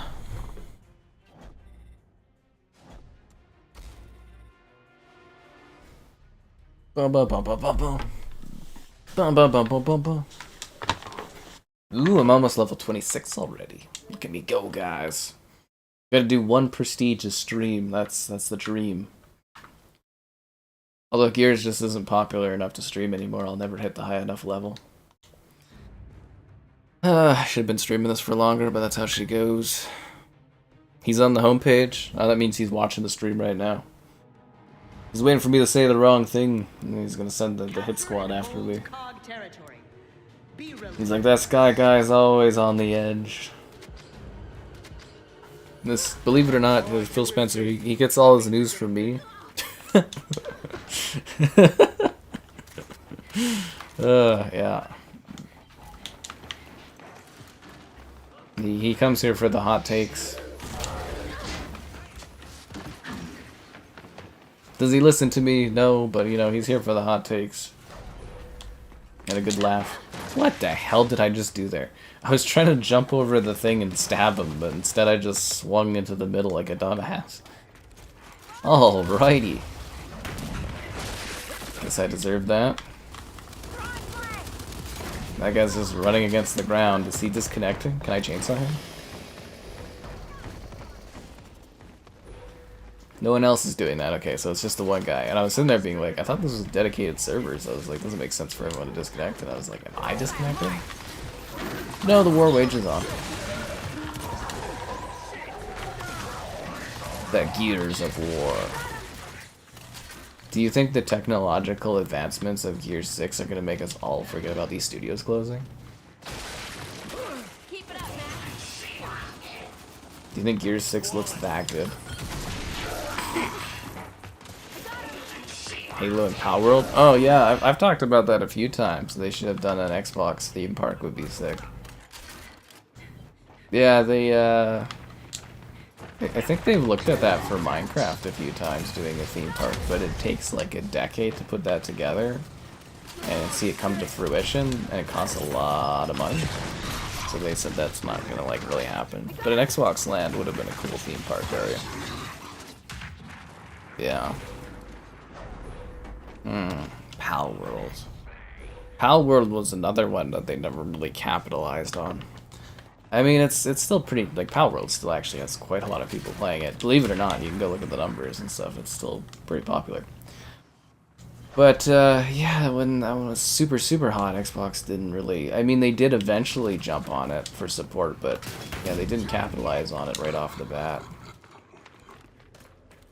You know, they always say they're, like, serious about, like, you know, being part of like Japan and investing in it, and they never really seem to actually be serious about it.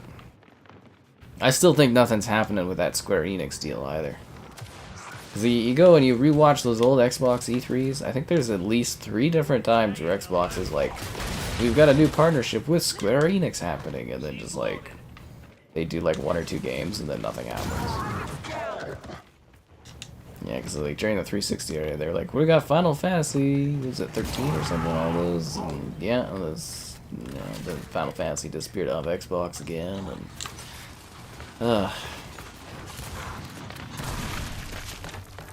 no Final Fantasy 7 for us.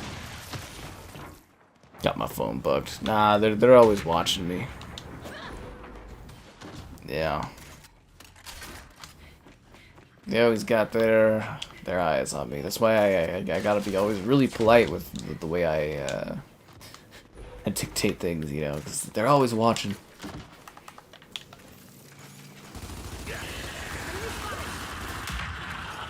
Did the other team all quit or something? Yeah, 3 of them left, holy. I didn't realize we were pounding them into submission so badly. No, they all left. The Apple root. Microsoft loves their subscriptions. Where do you think Apple got that all from? Apple and all their subscriptions now.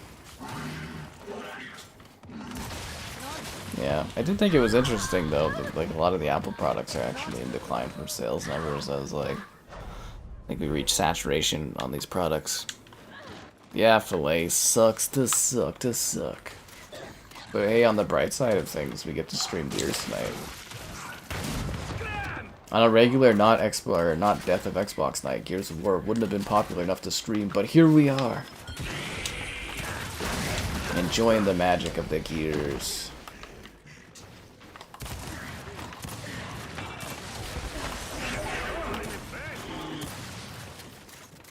Ow.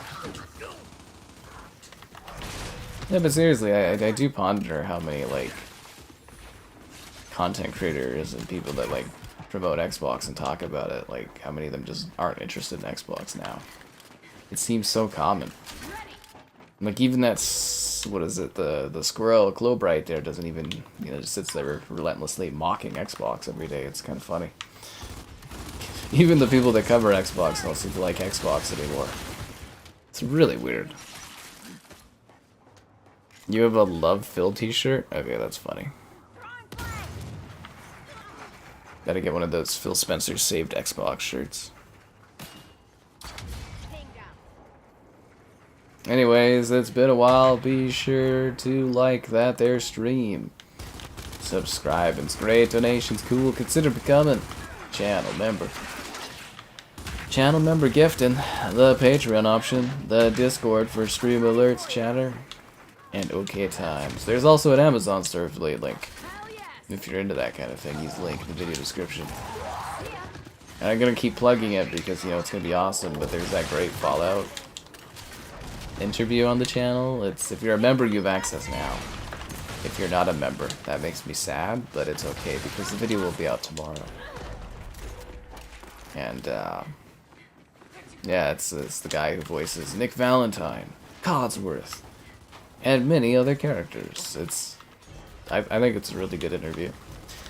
I hope you guys enjoy that, and you should check out my other interviews if you haven't. You know, Lady Wilhelmetta from Wilhelma from Dragon's Dogma 2 was the last one we did. We got one for the model for the Silent Hill free game, and there was Jeremy for Cyberpunk, and all kinds of good interviews on there. A few Cyberpunk people. I think we had at least 3 people for Cyberpunk. Oh yeah, Minthara from Baldur's Gate. And yeah, we also had what's her name from Baldur's Gate? Lae'zel's a voice actress. Will I play Star Wars Outlaws? Probably. Probably. Yeah.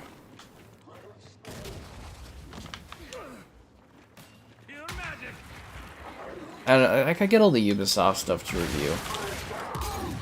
So it's not really a question of if I'll cover it, it's just how early will I be able to like do coverage stuff. Like I'm hoping, like Ubisoft's been really cool for like the last year. I've got a great Ubisoft rep there. Super cool. See, I like my reps more and more when, you know, they're able to chat with me and give me access to stuff from that. Saying Xbox. Anyways, yeah, no, I've had access to show off like Ubisoft stuff pretty frequently over the last year. You know, we got to show off Assassin's Creed Mirage early, and Avatar. I had an early video footage of Avatar on the channel, and I'm hoping they do that with Star Wars Outlaws, because I'm assuming that would be like really popular. Oh, and the Crew Motor Fest we got to see early, so hopefully I'll get to show you early footage and then, you know, review it when it comes out and stream it and all that. So yeah, so there apparently there is a Fallout 3 remaster sitting there. So this year we're either supposed to get a Fallout 3 remaster or an Oblivion remaster, or it'll either be Fallout 3 remaster this year and then Oblivion remake next year. So it's supposed to be one of them. You know, that's from the court case documents, so like hopefully that happens. And yeah, should be announced at the event there. Oh, and I keep forgetting to mention we should be doing we do a yearly little mini stream chat with some of my friends where we go over the what to expect, you know, the leaks and everything like that for the Xbox Game Showcase. So I think we got that pegged for like next week. I think we're doing it. I have to. It's really busy right now, so we're trying to schedule what day that's going to be. So it's probably just going to be a during the day kind of like hour-long stream, so it's easier for rewatch and everything. Just going over predictions. We do it every year. Yeah. Yeah, there'll be Assassin's Creed Red this year, which is the Japan one, which should be really good. Hopefully I get to do a video early on that, because that'll be really popular. Love this map. It's gorgeous, by the way, if you guys have never seen Regency. Beautiful map. Yeah. Again, though, I don't think the Gears collection is real. And if it is, it's coming to PlayStation. But, like... Because the guy who, like, leaked the Gears collection did that, like, years and years and years ago, and it never happened. And he's got, like, a really sketchy kind of track record, so, like, I don't really believe the Gears collection is a real thing, but I know for sure we're seeing Gears. Finally. I've been saying, like, the last couple of years, like, oh, we should be seeing Gears, but we're seeing Gears this time. Yeah. Am I getting Hellblade early? I would assume so. There's nothing that leads me to say I'm not getting it early, because I usually get all the Xbox stuff early to review. It's been a little messier behind the scenes with all the stuff getting ported over. Because, like, I had tried to get grounded for the Switch and stuff, as well as PlayStation, and it was kind of like I didn't get that, and we got the PlayStation version, and I got it, like, a couple days late. And Sea of Thieves was actually supposed to come, like 3 days earlier, like, then it came, like, last minute. Like, there was a time window they gave me for when Sea of Thieves was supposed to arrive, and it arrived, like, at the last minute of that time frame. So, like, it's a little, I don't know what they're doing behind the scenes. It's a little messy, but yeah, usually the Xbox Game Studio stuff, I get really, really early. They used to do preview stuff, too. When they're very confident in a product, they would do, like, a preview video thing, but they stopped doing that. So, I don't know if that means they, like, lack confidence in this, in Hellblade, or what, but yeah, because there was a time where I was able to show Forza, like, months in advance, Psychonauts, like, a month in advance. I had Halo Infinite, like, I finished Halo Infinite, like, 3 months before it came out, I think. Yeah, I think I had it done 3 months before it came out. And, yeah, they stopped doing that. But I also think that's because they stopped releasing games. Yeah, because I don't think Forza had that. Or I wasn't invited to do the Forza thing. Or the Forza thing was an in-person thing that I wasn't invited. Because I'm not part of, like, the inner clique of Xbox stuff. Like, they've got, like, a group that they do, like, stuff with. I'm not part of that crew that gets invited to the scene. For some reason. But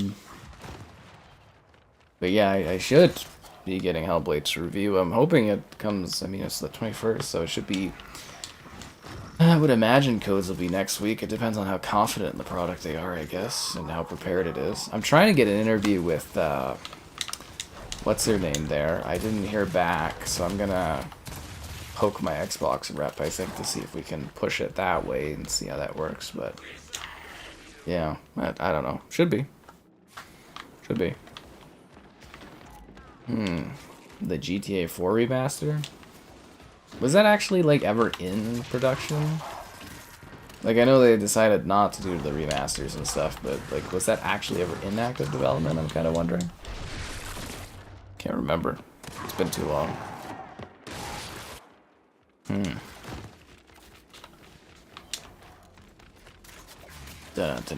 Yeah, I was a little surprised that the PlayStation, like, PS5 subreddit and stuff was so against the PC community for the Helldivers thing. I was like, that's fascinating. That whole situation was weird. I should have been invited. Oh, I mean, you know, you get invited to what you get invited to, right? It is what it is.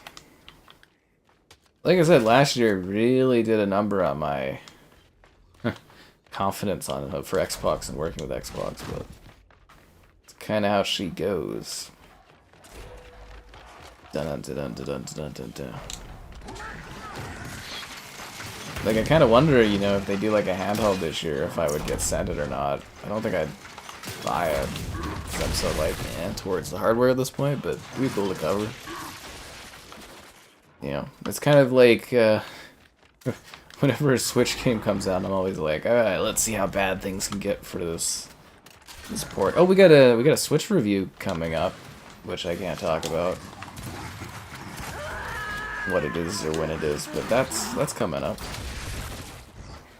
I like getting the odd Switch game to cover, because you're always just like, especially if it's a game you've played before, being like, let's see what sacrifices they did to make this work. It's kind of fun, yeah, so I'm imagining that an Xbox handheld would be kind of like that.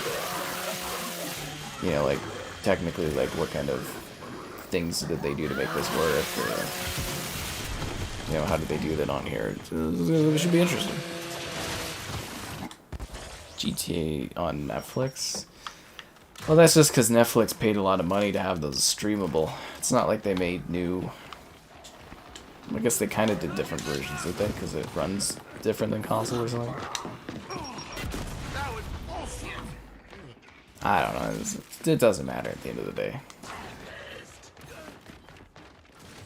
It's just a bummer because we don't have new versions of GTA and, you know, older Red Dead. Well, they did Red Dead, right? Yeah, Red Dead 2. They never got that current gen update. Would have been a lot of views for that. But they're all hands on deck for GTA 6, so I can see why that other stuff wouldn't have been a priority in the slightest, right? Why get hundreds of millions of dollars when you can make billions? Seriously. Okay, I'm gonna grab the torque bow. Oh, we're gonna get shot in the ass, never mind. The handheld? Yeah, it's supposed to be this year. It's supposed to be the new hardware as a handheld this year. I don't think it would necessarily do very well, but so they've got math that like 30% of like Xbox owners also own like a Switch. So their concept is that, like, you know, instead of having people buy a Switch and not, you know, buy more Xbox software, which, you know, is money on the table, they're like, we'll provide a handheld and people will keep on Xbox or something. I guess that's their idea. What the fuck? What happened? I have been removed from the game? It's Phil Spencer, guys. He's on to me. He knows what I've been saying. He doesn't like it. He's like, he phoned up the Vancouver Coalition. There's like, kick Sky from the game. Get him out of here. Get him out of here. Okay, I need to buy epic character skins. What is an epic character skin? Purple? Okay, purple is epic. I've got 16,000 of these coins. Is anyone cheaper than 4,000? Nah, they're all $4,000. Is this the achievement I need to get?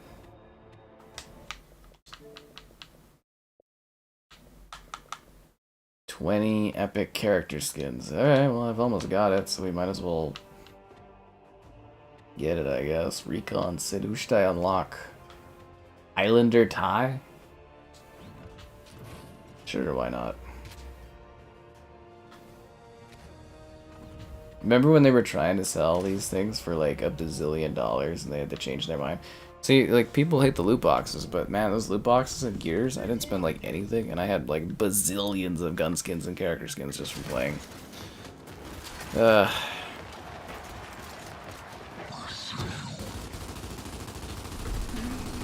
Darktide? I like Darktide, but I don't think we didn't have many people watch me stream Darktide. Yeah, I did a stream of Darktide when it came to Xbox, and it just nobody watched it. So I was just like, okay, well, not really worth doing more of it, I guess. I like that game, but you know, it's just like if people ain't watching things, people ain't watching stuff, right?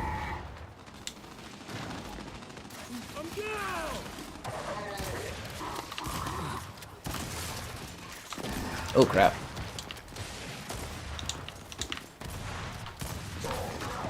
You can't see because YouTube doesn't support under 20 FPS, but I move so fast.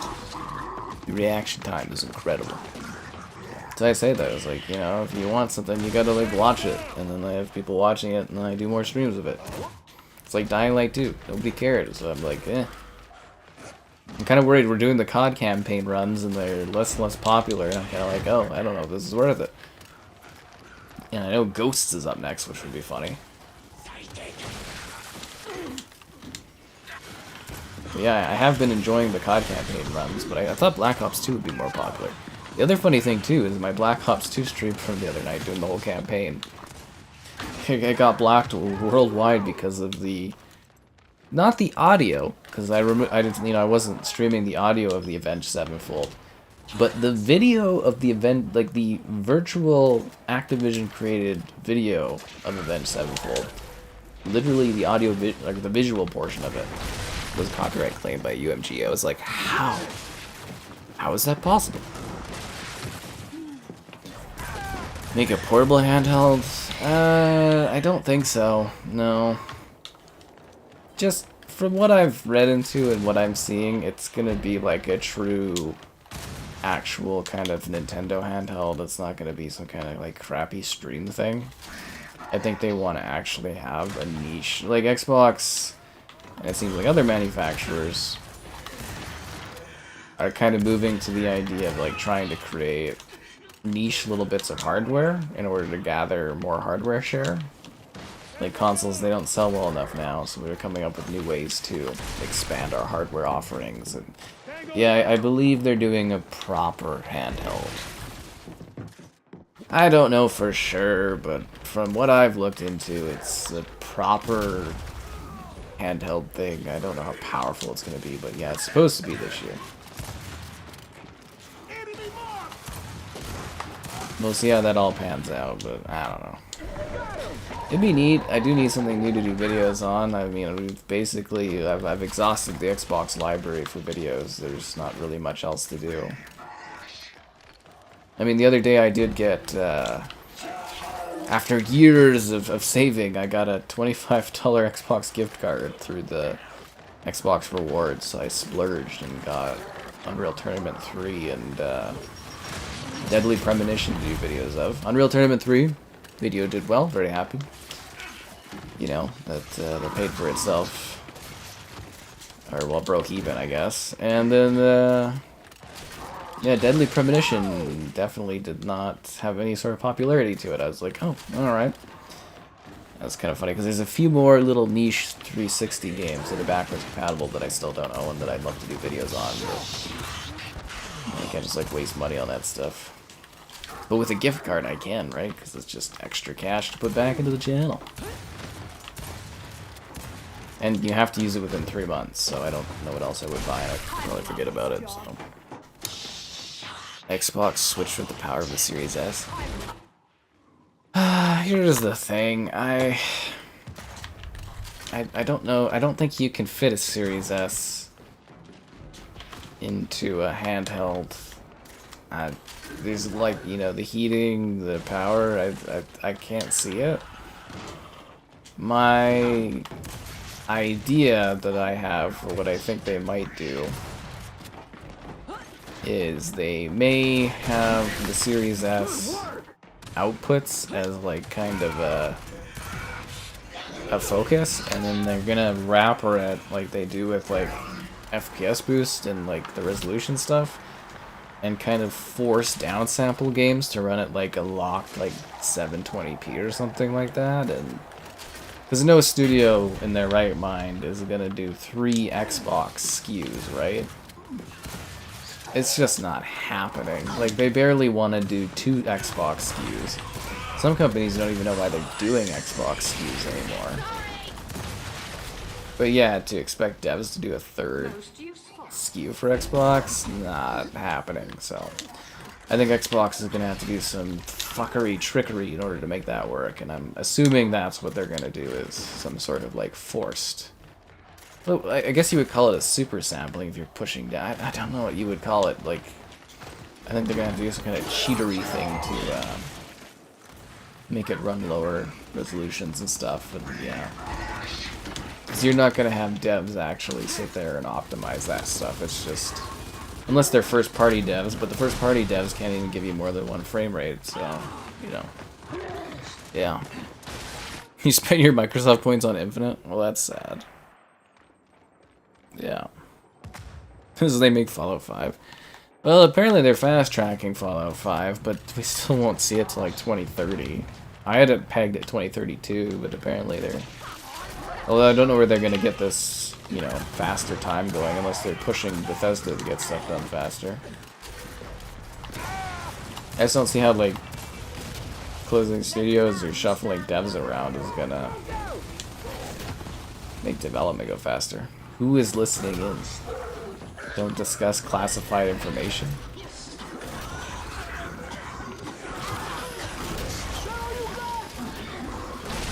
But I wanted to chainsaw him. Sad face. But yeah, you'll eventually get Fallout 5. Well, my thing is like Xbox, they've owned Bethesda for like 4 years. The first thing they should have done was like make a new studio that just works on Fallout and get a goddamn Fallout game working on. Like, we could have Fallout this year or next year. You will bet It takes 5 years to make Fallout. They can't just like make one come out of thin air, right? It takes time. But it doesn't really take much time to like the stream. Subscribing's great, donations cool. Consider becoming a channel member. Channel member gifted, the Patreon option, the Discord for stream alerts, chatter, and great times. There's also an Amazon store affiliate link. If you're, grabbing anything on Amazon, use the link in the video description.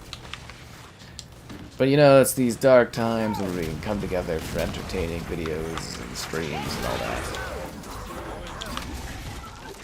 Yeah. Where are you going, lady? Right into the chainsaw. I got killed. Oh, that's rough.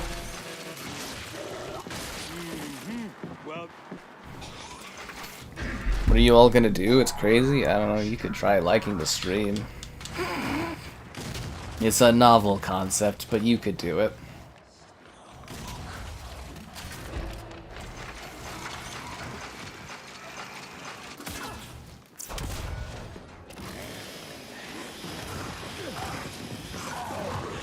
And now I am dead. I mean, who saw that coming? Anyways, yeah, I hope this interview goes well tomorrow. And then, yeah, hopefully some of the other ones maybe decide to answer my emails and come and do interviews too would be nice. Phil's watching. I like to think that Filet is always watching the streams.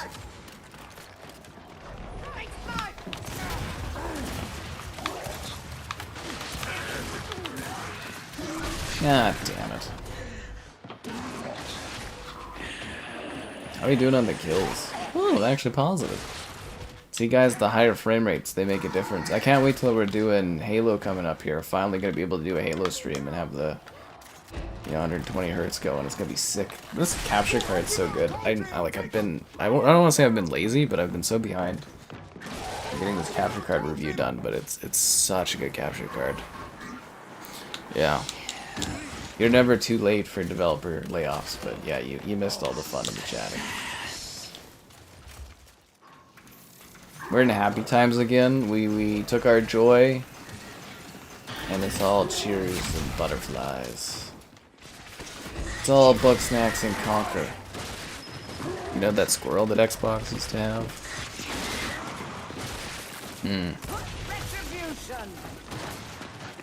I don't know. It is weird too that like you think Phil Spencer would have put like a statement out or something. The way they go about the stuff they do, it always looks so bad from a PR standpoint. Maybe they have math that says some of the ways they do stuff works, but I just feel like it doesn't. You know what I mean? Get what I'm saying? Am I gonna be interviewing Phil Spencer? No. I got an interview with the Nick Valentine actor up on the channel. They'll be up tomorrow morning unless you remember, but yeah. I'd never get a Phil Spencer interview. They couldn't even set up an interview for me when they're like, oh yeah, send in the questions and we'll get them checked. And my rep was like, oh, I never sent that in. And I was like, gee, thanks. Waste of fucking time that was. Like, oh yeah, I want to celebrate my 100,000 subs. It's like, well, we'll send up some sample questions, because you have to, if you do an interview with Xbox, it's got to be pre-approved questions. You can't just ask questions. Everything is pre-done, pre-set up. But when I was getting 100k subs, I was like, I want to do like a special thing, and they're like, yeah, and then they're just like, oh, well, we just kind of ignored it, and I was like, thanks. Thought they would at least send it into head office or something, but no. Your Series X still functions. Thanks for checking, Valander. I was worried there for a second. Nah, I don't think I'd get an interview with them. I definitely wouldn't get a Phil Spencer interview. Definitely don't have a large enough channel for that kind of thing. And they don't like me enough. Is Xbox still breathing? Is it hurt? Is it damaged? What is that from? Is that like a movie? Is it hurt? Is it still breathing? There's a thing. What is that? Can't remember where that's from. It's like a bit, isn't it?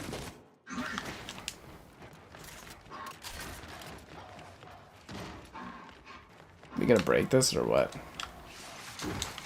This other team is breaking us. You know, you don't really get this map very often, but it's kind of a neat level.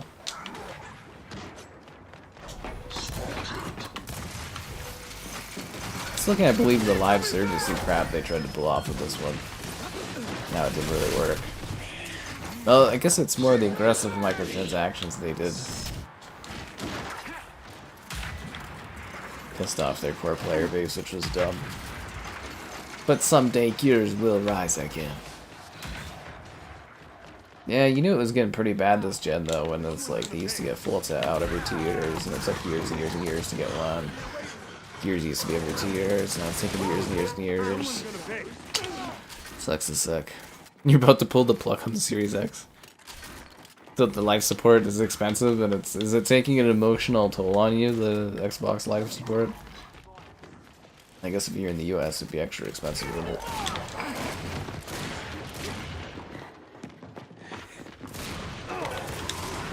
There's too many of them. What is my team doing?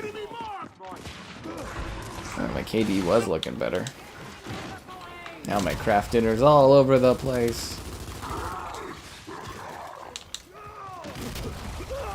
I'm just hoping we don't have to do any more of these Death of Xbox arcs this year. But if there's one thing I've learned, Xbox will always come up with a cool twist.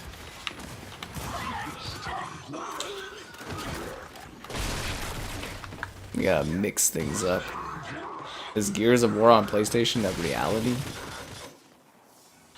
If you believe it, you can make it happen. Do you believe in miracles? And I guess if they did a Gears collection, it would make sense to put it on PlayStation. That's when you really know things are messed up. I mean, technically, it really makes sense to move Forza over to PlayStation. So, you know. It's all doom and gloom over here, what can I say? We were chainsaw battling, you're supposed to let it fight. You didn't let us fight, man. You sold your Series X cup? How could you? Phil Spencer personally signed that. He blessed that cup for you to win matches. He said he was gonna wear a Banjo-Kazooie shirt to make you remember the old days. Now they do nothing with Banjo-Kazooie or Conquer. Or Viva Pinata. Or Shadowrun. We ever get Neverwild? Is that even a real game? I feel like that wasn't even a real game.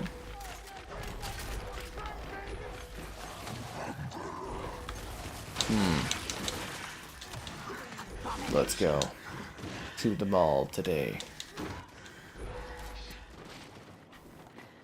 It'd be easier to let them win. Oh, wow.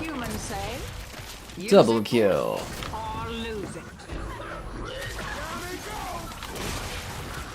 Stop using your frigging Lancer at close range. Pull out your shotguns, guys. These guys never played Gears of War? It's the first thing you gotta teach someone that's playing Gears for the first time. Learn to use the Nasher and everything else will fall in line.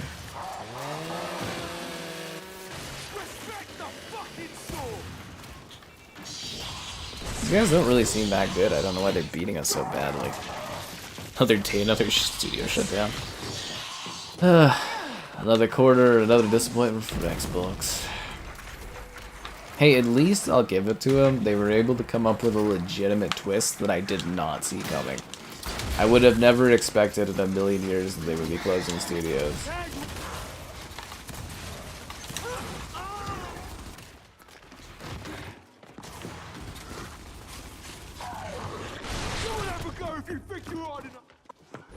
I think he was saying some mean things towards me.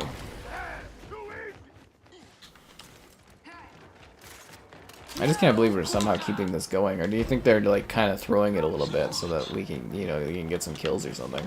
But then again, I'm killing them a lot, so that doesn't really make sense.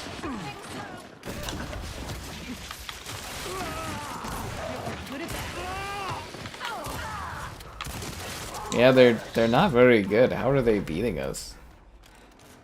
I mean, I've died a fair bit, I guess, but I'm just like flabbergasted that they're actually winning.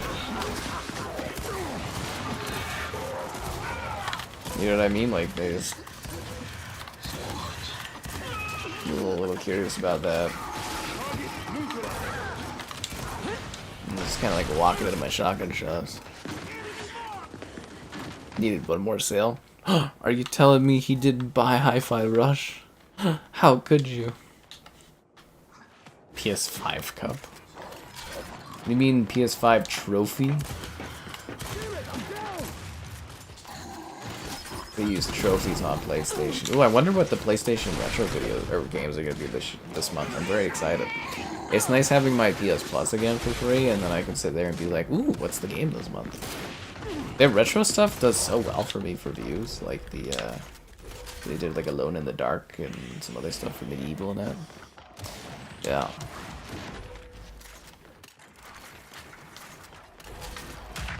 I'm just excited to hear whatever kind of PR piece they feed that Jez guy or whatever to make it sound better than it is.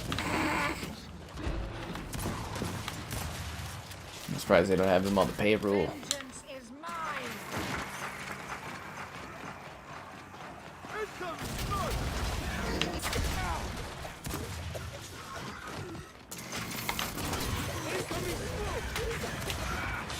Thanks for the torque, bro.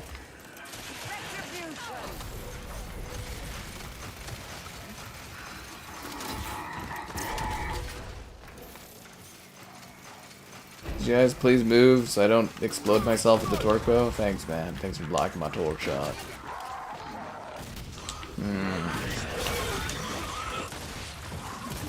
Seriously, though, those other teams, they're just really not that great. I can't believe we're coming back, though. I wasn't expecting this.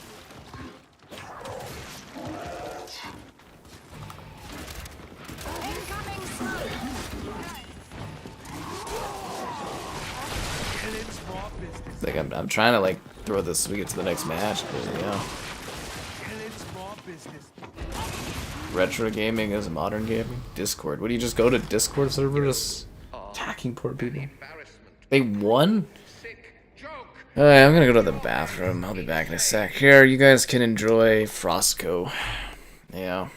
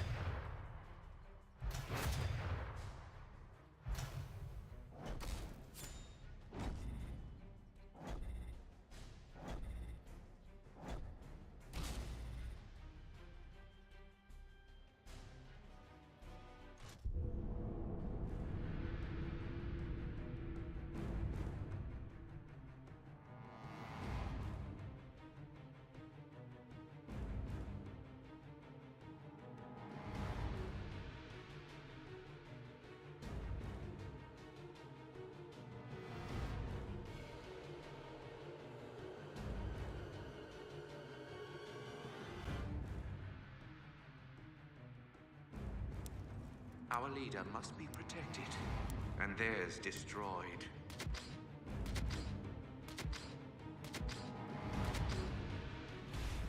Look at the hostiles! I see you!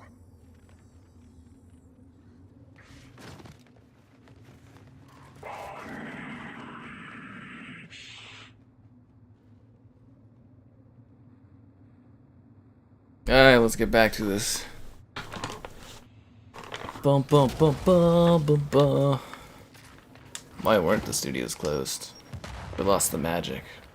Frosty. That's Frostco, you know. The hell is this, Guardian? Literally play Guardian. Guardian? Why is Guardian on here? Frostco's the best. You guys like Frostco? Pretty sweet. Oh, I bought a lemon today at the Costco. Yeah, I kind of want to find like a different match because I don't really like playing Guardian.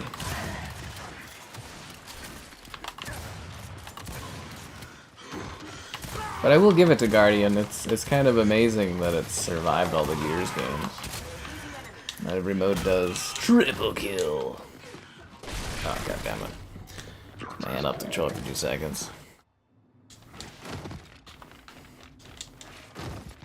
Well, you know how she goes. Another day, another time for Xbox to die a little more. But remember, guys, you need to feel bad for Phil Spencer, not Booty says. I'll save you, Blazer. Oh crap, that's a lot of enemies. Yeah, that guy walked right into that. Why did he see his friend do that, and then he's like, I'ma do the same thing? Like,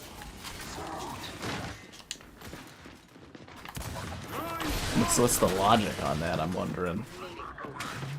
Like, why would he do that? Did I wash my hands? Of course. I have this nice luxurious soap right now, too. It's really nice. Yeah. It's like this really, like... I splurged on this Costco pack. It's kind of nice. Yeah, it's like a... I don't know how to describe it. It's like a bubbly kind of soap thing. I mean, what do you care anyway? Kind of weird. How much does a lemon cost in Canada? Like a lemon... Like a lemon? Or like, I bought like a lemon plant. It was $40 at the Costco. You get them at like Home Depot or Rona or something like that, they're like $60 now, but at Costco you get like a slightly bigger one for $40. It's only the pot comes with like really bad chips and stuff for it, and yeah. Usually buy the limes, but like I still got a lime I'm rooting for, and the lemons, they look very, very good for actually getting lemons from it. If that makes any sense, yeah, it looked like it was actually fruit to bear on the lemons. So I was like, ooh!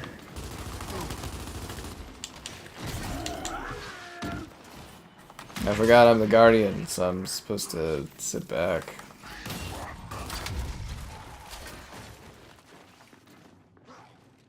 Man, this is so fucking fluid at 120 FPS. I don't know how to describe it, it's just like, it's nicer. I don't know if that does anything for you guys. I don't know if it makes the reaction times look quicker, but it does just make this look smooth as hell. You can get like flame. It's quiet. Too quiet. $8 for a smoothie. I get a free Starbucks thing this week. I got it on Thursday though for it. Pretty excited. I know, and in this economy too, right? It's crazy. Fire in the hole!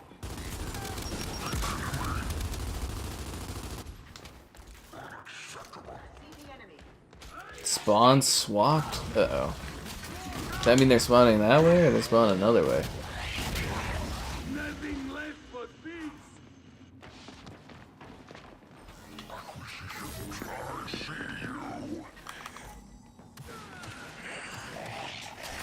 I'm just coming out here because I need some danger, and it's boring as hell being the Guardian. I'm ready.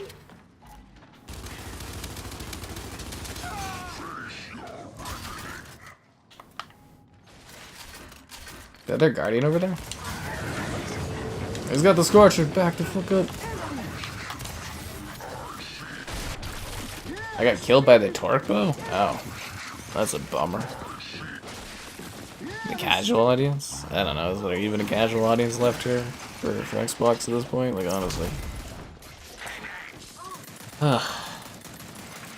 If there is a casual audience, they should probably stroll up and like the stream, subscribe, and great donations. Cool. Consider becoming a channel member. Channel member gifted, the Patreon option. The Discord for stream alerts, chatter, and great times. There's also an Amazon store affiliate link if you're into that. Yeah. I'm ready. See the enemy. What the hell is this guy doing? He's just spinning around like a maniac. It's burning my soul. Enough. Enough of this ridiculous. They're closing the farm? I don't think Microsoft can touch the magic that is Costco.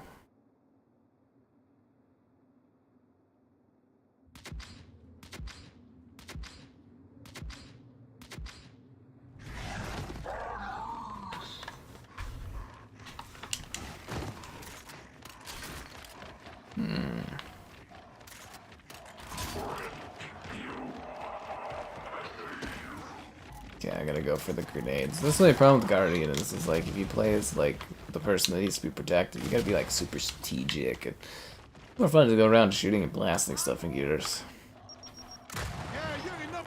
I need some more grips for my analog sticks. They're worn right off. I keep swapping all of these analog sticks I have, and it's like the grips are like worn right out on all of them. Kinda sucks. I miss the grip. I have to order some more, I guess.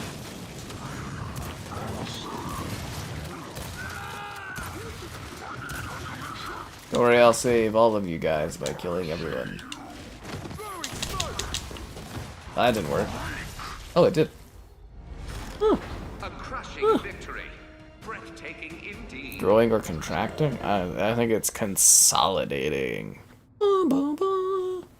Consolidation. The era of consolidation.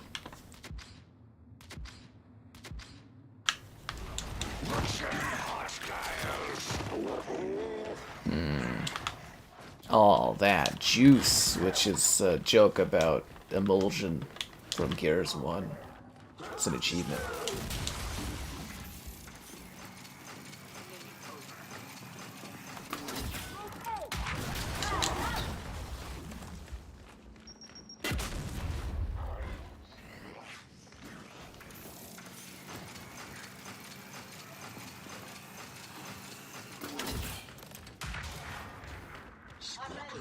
Where's the leader at?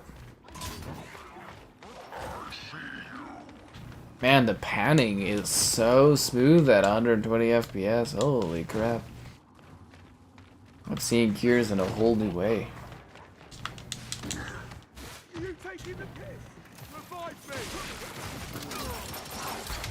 You think without the power of Elgato, I could have just kept playing at 60 FPS like a filthy casual.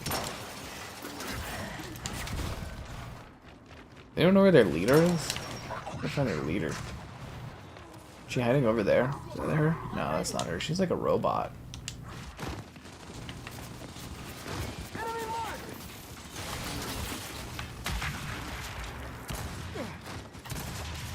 He just like walks right into that.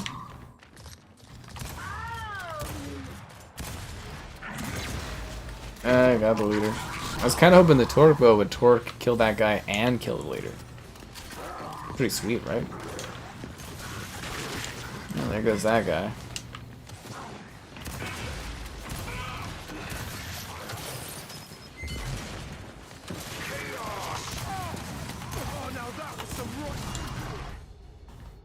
Like smacking these guys around. PlayStation. Wouldn't that be so funny at the Xbox conference? He's got like a PlayStation shirt on.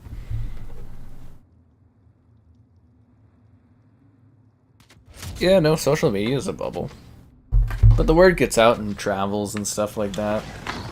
You know what I mean? Like, the news breaks on, like, Reddit and Twitter, and then, you know, people talk about it on YouTube, and then it gets to, like, Facebook, and it grows. Honestly, this kind of news does grow. But, like, a regular common player, they're not really going to understand the smaller scope of it. They're just going to be like, Xbox is closing studios, which sounds bad, but they're not going to care who it is. Or the complexities as to why. I can't believe I got flanked like that. Where the hell were my swarm? They weren't swarming around me, that's for sure. No, I think it would be fucking hilarious if he comes out there with a PlayStation shirt on. I'd be like, I was working for them the whole time. I'd be like, oh, that explains so much. Get a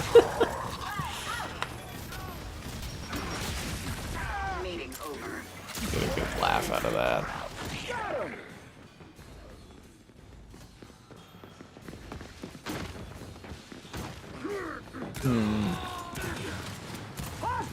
Time for you to clutch, yo.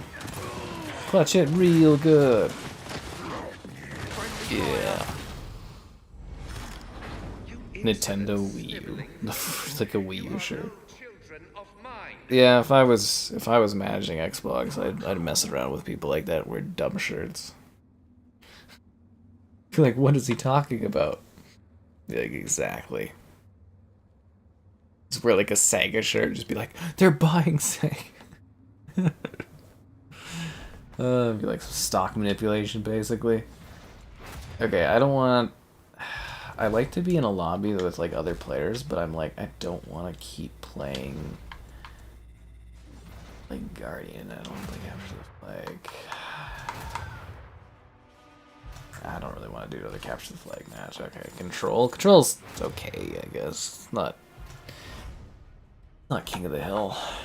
You know what I forget to do is buy those characters. Can I not do that between matches or something?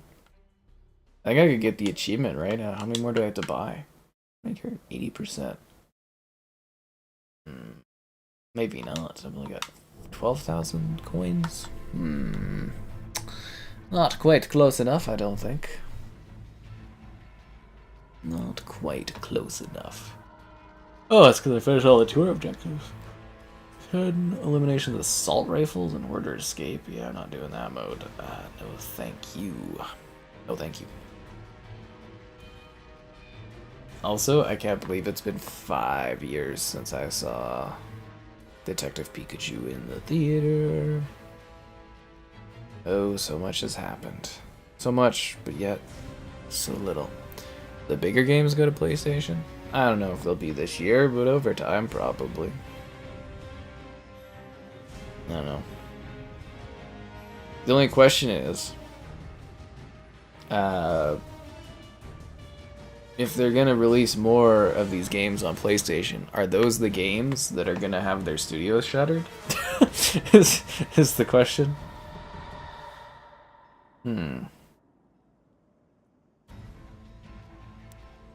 Capture territory.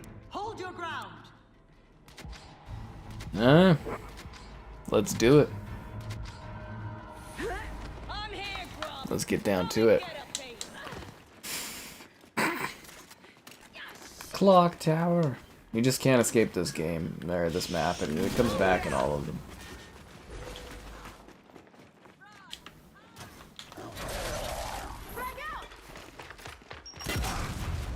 I do wonder if we're gonna get like another 120 Hz mode for Gears, though. Holy, that's a lot of bots on that team. There's 3 bots. Had I known, I would have looked for another lobby.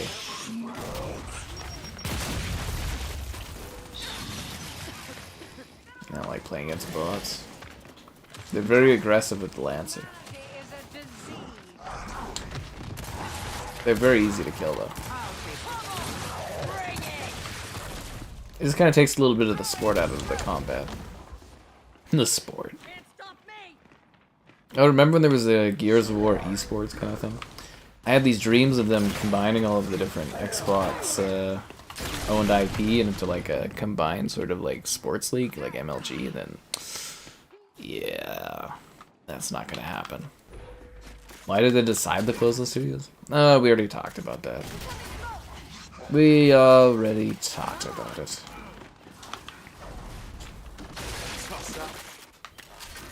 It was because of a romantic scandal.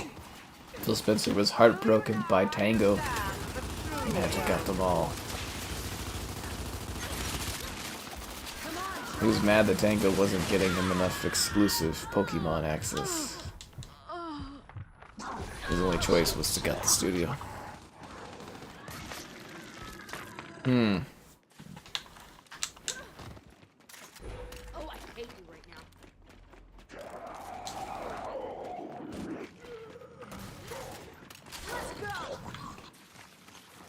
Grenade.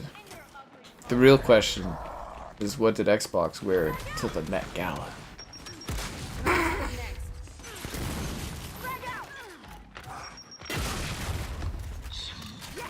Man, these bots are so stupid. How many? There's still 3 bots?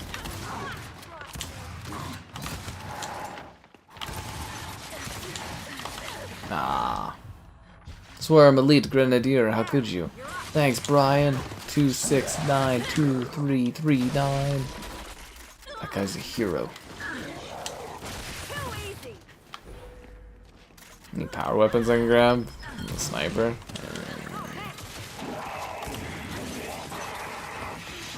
Bank of Brawn.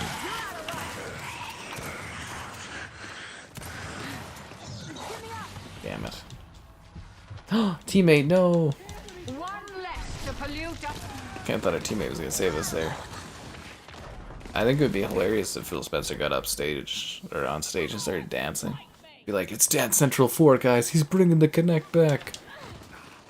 Yeah, just because they're moving talent around doesn't mean Fallout or Elder Scrolls will come faster.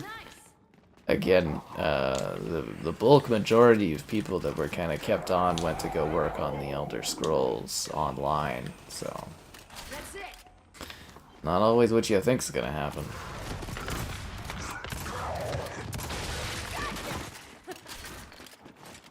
The Elder Scrolls Online, which I enjoy, so I don't know. I don't play it that much, but join my yearly play of it.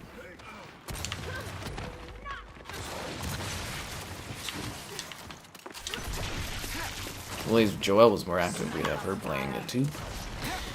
Then we could have proper reviews and stuff of it. But you know, people get busy. Busy, busy, busy.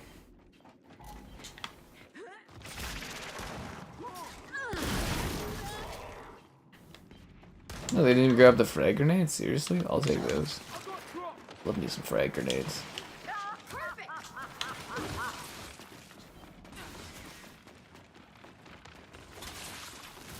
They're hot on my trail, apparently. That's just a bot. It's just a hit marker.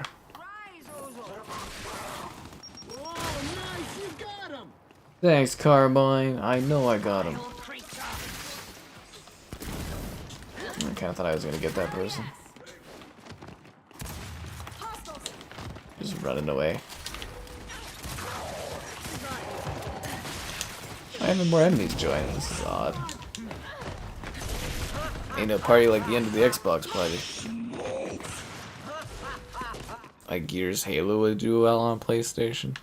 See, here's the thing though. Like, how many sales are you realistically gonna get?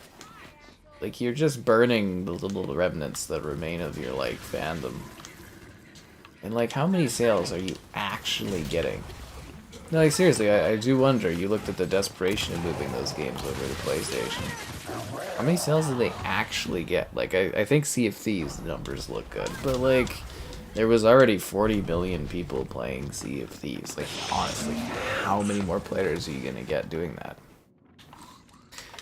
Same with, like, Pentiment. Like, Pentiment, no one was interested in that. I saw, which sucks, because that game is awesome. But it's niche as hell, and I get that. And then, like, Hi-Fi Rush obviously didn't sell well enough, otherwise I think they wouldn't have closed the studio. And then, what was the other one? Oh, Grounded. Grounded probably did okay, but I doubt it, like, broke records or anything. It's not the end of Xbox, it's the death of Xbox. Come on, man, it's right there in the title. I owe you.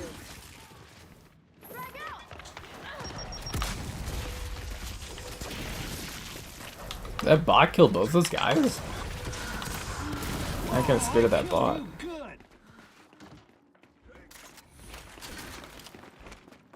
Kind of like debating if I should get another lobby because it's not filling.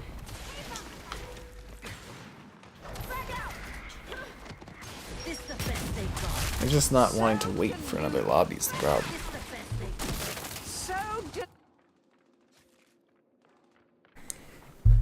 I like to think the real death of Xbox, where the Xbox is that we lost the red ring along the way. Even that reference is ancient now. Gears/Halo on PlayStation? I don't know. Like I said, if we get a Gears collection, we'll probably launch on PlayStation.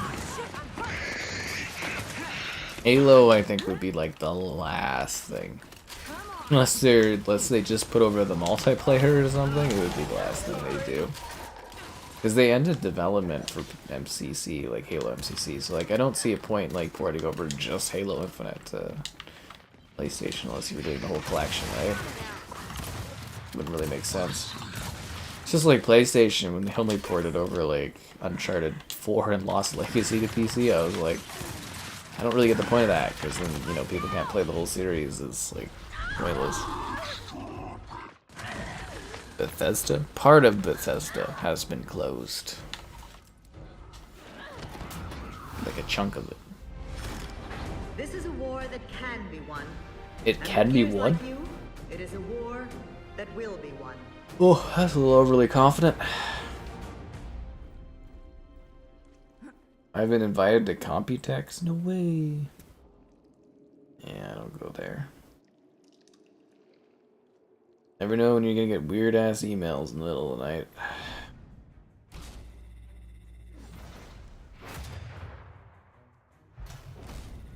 It reminds me I didn't really go through my emails today. Yeah.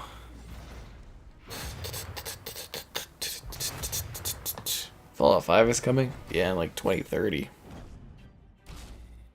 It's alright, man.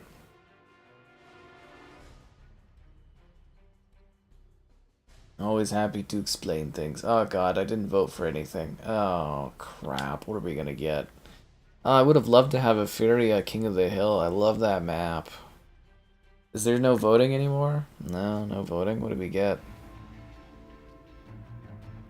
Control on Ritual? Ugh.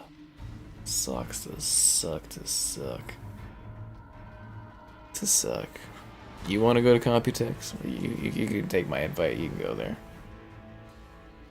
Yeah. Gears, a PlayStation exclusive? No. It was always Xbox exclusive. Da, da, da, da. Whoa, that person has no... Oh, okay, there's two players in there. So it's like, where are all the people at?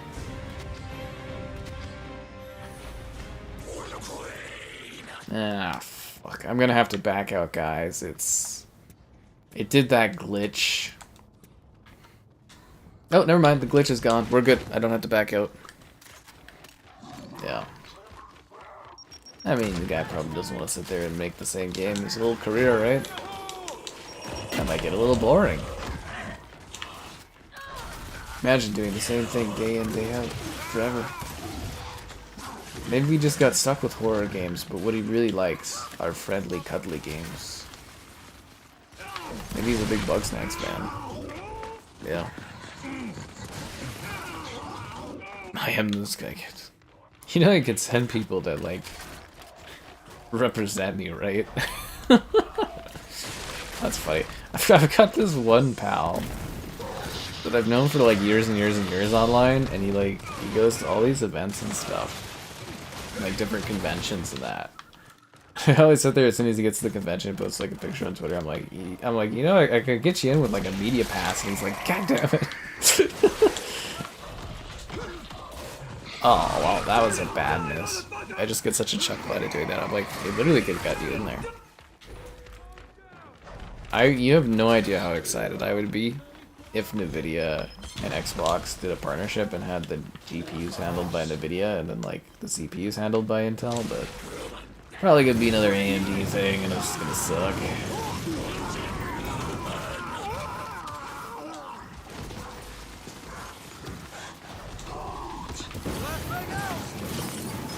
Yeah, like honestly, I don't see how they reached that supposed technological leap of like the biggest leap ever in a console generation for the next Xbox by like,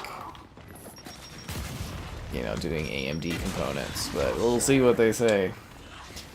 I will immediately know that I mean, most of what they say isn't true anyways, Xbox now, right? It's hard to believe them, but I will immediately, like, not believe their claim of having the greatest generational leap ever if they say they're using AMD parts. AMD just ain't it.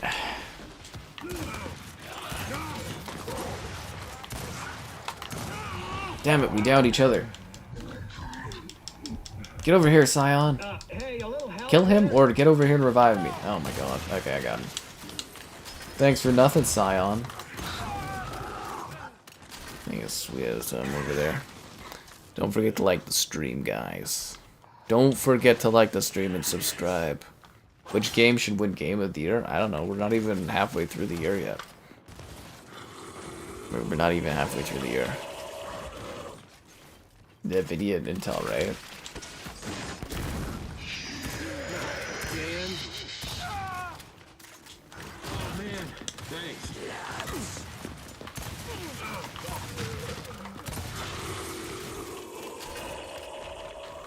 Any other players on their team? Holy friggin' hell, this empty lobby emptied right out. It's like bot central up in this bad boy. You ain't nothing but a bot. Any bots gonna be hard to tell who actually is real to kill. I love this map though, it looks so weird and creepy.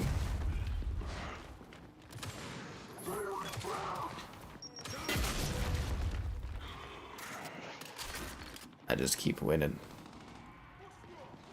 You have fun, man, with your sleepery.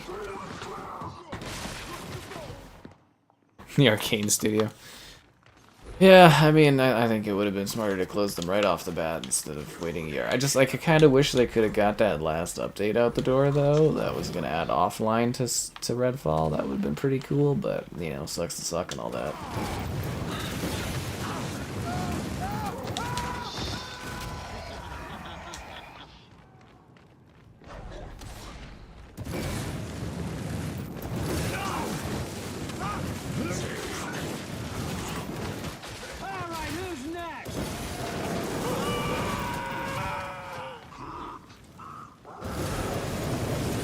So, what do you guys think the bets are on if Phil Spencer says anything tomorrow, like a tweet or something? Damn it. I felt shot. I mean, people do buy Xbox games. Just got such a bad attitude about the Xbox guys. You should try to be more optimistic. I can't believe I got no props for this incredible thumbnail for this stream. I think it looks great. I'm like, this is fantastic. There's not a single comment about the thumbnail. Heartbreaking is what it is. Heartbreaking. You ain't nothing but a heartbreaker. Nothing but a soul worth taking.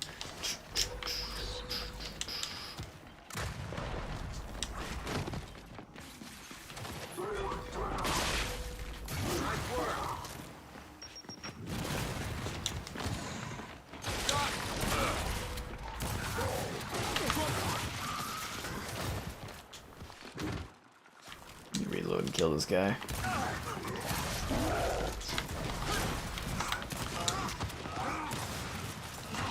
Man, this 120 is like, you feel the fluidity in the world. You're just like, dip and dodge, and you're like a stream of fluidity and frame rate. A Warhammer look? I like to think that Warhammer has a real Gears look. No, for the next Gears, they could probably borrow the contacts from Activision in regards to getting Warhammer included, eh? Actually, Warhammer would fit as a very good tie-in to a Gears game.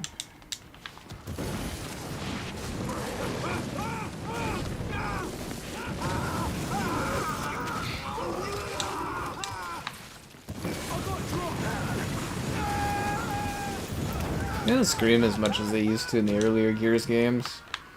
More blood-curdling.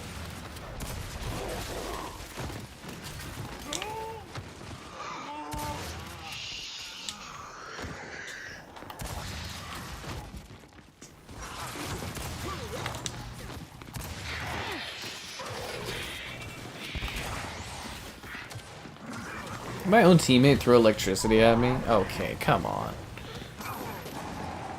The most negative Xbox fan on YouTube? You really think so? I've worked so hard to be able to accomplish that. I just really see it for how it is, I think.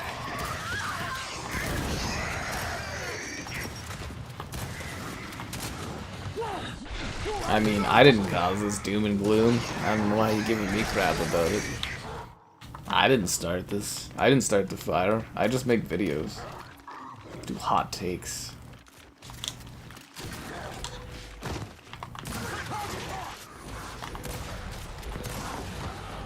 And it all goes back to when I was supposed to get Redfall early to review. Tisk, tisk, tisk.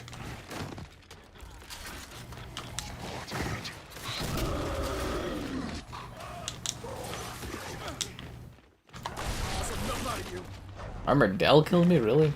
That's a shocker. It's a real shocker, actually. I wonder what we're doing tomorrow. I don't think what we got on the stream schedule. Is there any new games coming out? Just scrounge around on this old stuff. Ooh, what day is it tomorrow? The 8th? I don't have anything planned. We'll have something.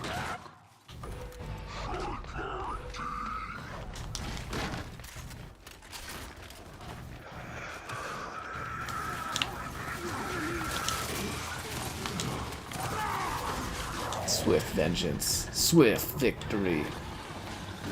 I completed a medal.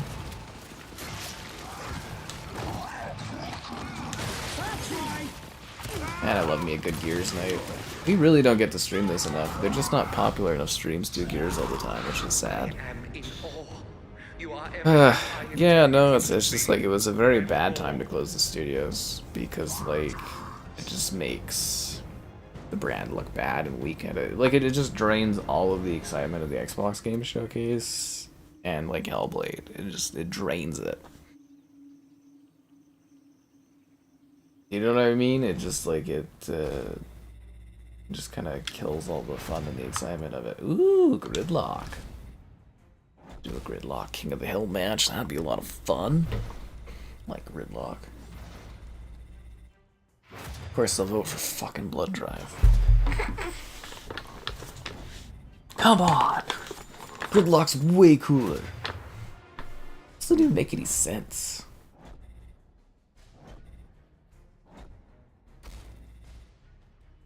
Give me a go. I got like halfway to level, you know, another prestige in the stream. See if only we could like, stream this monthly, get decent views, and then I could like finish this game off and get some achievements. Kind of a sucks to suck scenario, isn't it? And the next Gears, I hope the achievements aren't a freaking pain in the ass again. They probably will be, but you know, it would be nice if they weren't. 25,000. I have 41% of 25,000 kills for versus. I think I have more kills in Gears 2 multiplayer. Because I think that one, the majority of my 100,000 is like multiplayer kills. Although I only have like 30 or 40,000 or something in that game for the series. Like, never gonna get that seriously. I tried to do little bits of grinding it, and I was just like, I can't do this. It's way too boring. It's like the most mundane thing in my life. That didn't kill that guy? Really? That's a shocker. That was a waste. Complete and utter waste of the drop shot. Wow, it got me being Cindy. Crazy. Yeah, people put way too much anger and blame on me for this kind of stuff. I just cover it, talk about it, give people info. Don't shoot the messenger. Besides, how many people are still like even covering or interested in Xbox at this point, right? Not many. It was actually a pretty rare thing over time too, but seriously.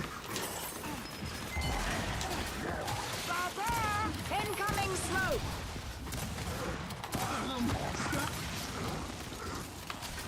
Splendid.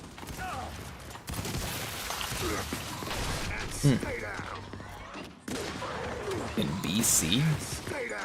I ain't in BC. Release a TV. No, that is actually a smart formula. PlayStation uses that. And I think Xbox kind of saw that with the resurgence of Fallout. If you have a good show that does well or a good movie that does well, it'll build interest in people playing games and vice versa. It's called brand synergy, which is another thing Xbox does not fucking understand, is brand synergy. You know, it's like, if I had Xbox ownership, I'd be slapping Master Chief and stuff in Call of Duty and be using it as a marketing tool. You gotta cross-promote your stuff, that's what Nintendo does, and it uplifts all of their properties. Fuck! You get to throw the freaking incendies. Tons of Xbox coverage? Really? I don't really see many people that do it. Not large or anything. And if they do, it's just negative side coverage.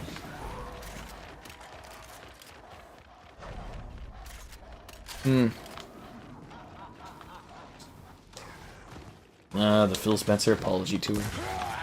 It's my favorite part of the year. I look forward to it every time. Comes more often than Nuka World Tour.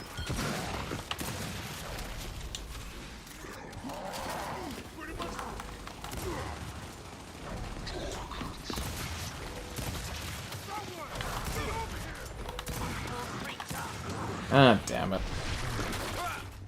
Almost had him. Almost.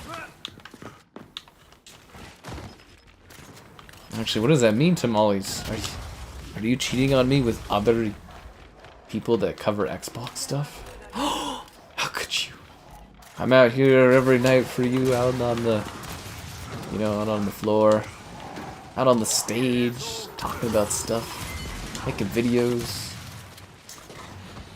Providing nature photos. What other Xbox channels are giving you nature photos on the daily? I don't even get it. Master Chief and Gears. They seem allergic to doing that. They have, I don't know if you're familiar with this Gears, but they have Cat from her name was Cat, right? From Reach and Emil's in this. Not Master Chief though, for some reason.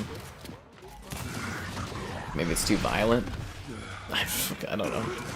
But yeah, no, they got Emil and Kate in here, and we got the Terminator Salvation tie-ins. Shows you how old this game is.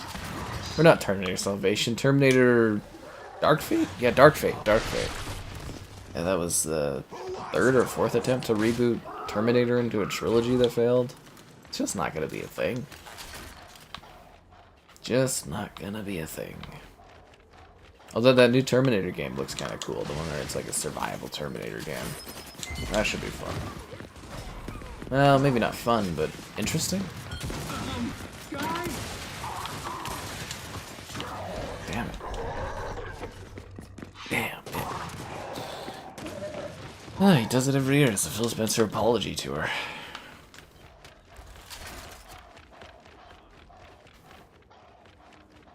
I definitely don't sugarcoat things. It's just bad for the calories.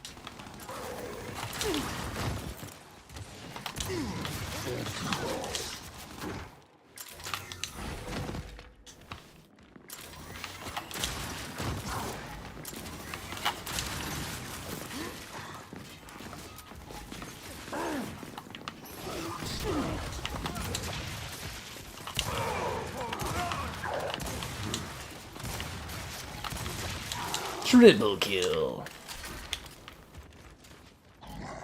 120 FPS, guys. Frames win games. I actually really love that advertising thing from the video where they were like, frames win games. That was a whole ad campaign they did for like a couple of years. It's too true. But then they're like, we gotta push the ray tracing stuff, which is even cooler. I love ray tracing. Consoles can't really handle it though. I thought I was gonna get a headshot there. Ow. Well, you know, at the time, the 360 had, like, higher than, like, PC spec tech in it and stuff. It was really impressive for its era, honestly. Well, when it first launched, it was really, really good stuff in there. Yeah, custom chipsets allow them to push a little higher than, you know, expected, and blah, blah, blah, and all the RAM, and you can go read about it online or whatever, watch videos on it.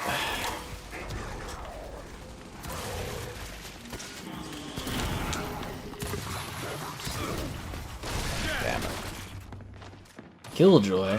More like a Windjoy.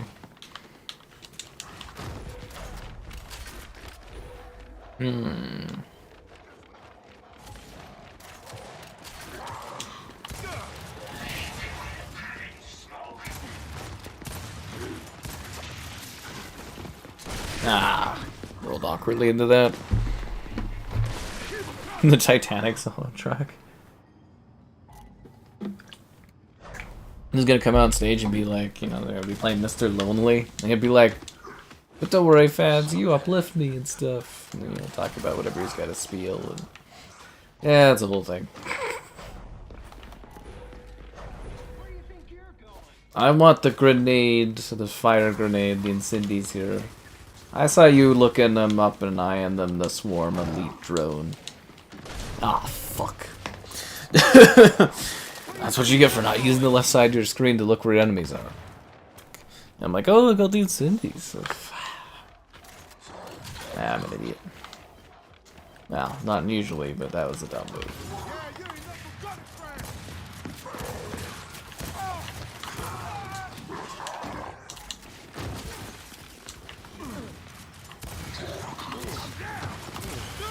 Steal my kill elite's drone? Come on.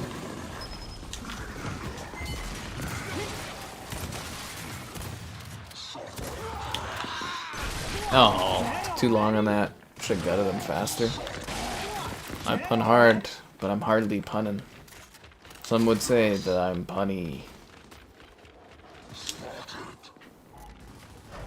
Yeah, I told the lady that I had cat Bungies, and she unmatched me. I had it coming.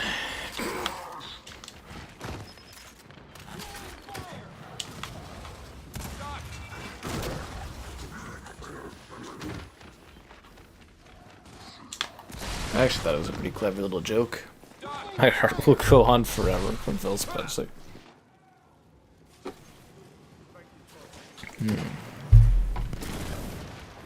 You know, I don't see other like gaming company figureheads that trend as much as Phil Spencer seems to. It's really weird.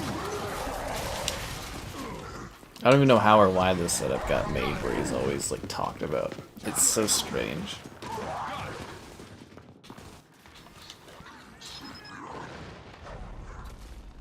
Your blood can save his dad and our future? Wow. You guys are really holding on to this position here.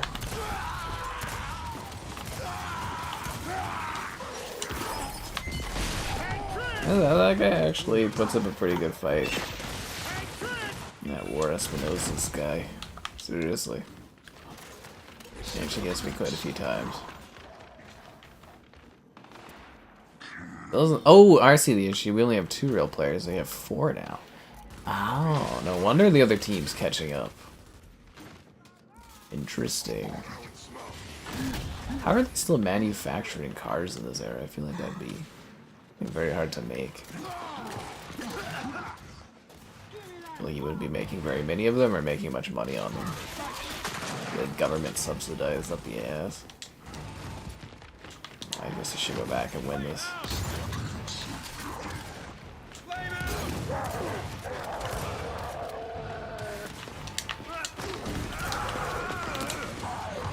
I'm the only one in there. I need support.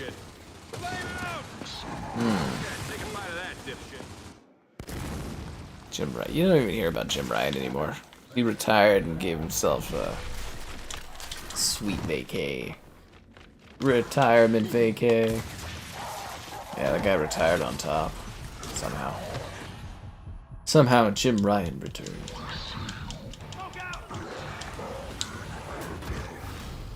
Anyways, guys, I had enough Xbox doom and gloom for tonight. I'll catch y'all around. I don't know what we're streaming tomorrow. But, yeah. We got videos, like I said, if you're a channel member, there's a great interview you can go watch right now. If you're not, is what it is. But tomorrow the interview will be up with Nick Valentine's voice actor, and the voice actor of so many others. And then there's the Tomb Raider multiplayer video tomorrow as well, so I'll catch you around. Oh, we're gonna play on Etheria next? Ah, fuck, whatever, I'm done. See you around, guys.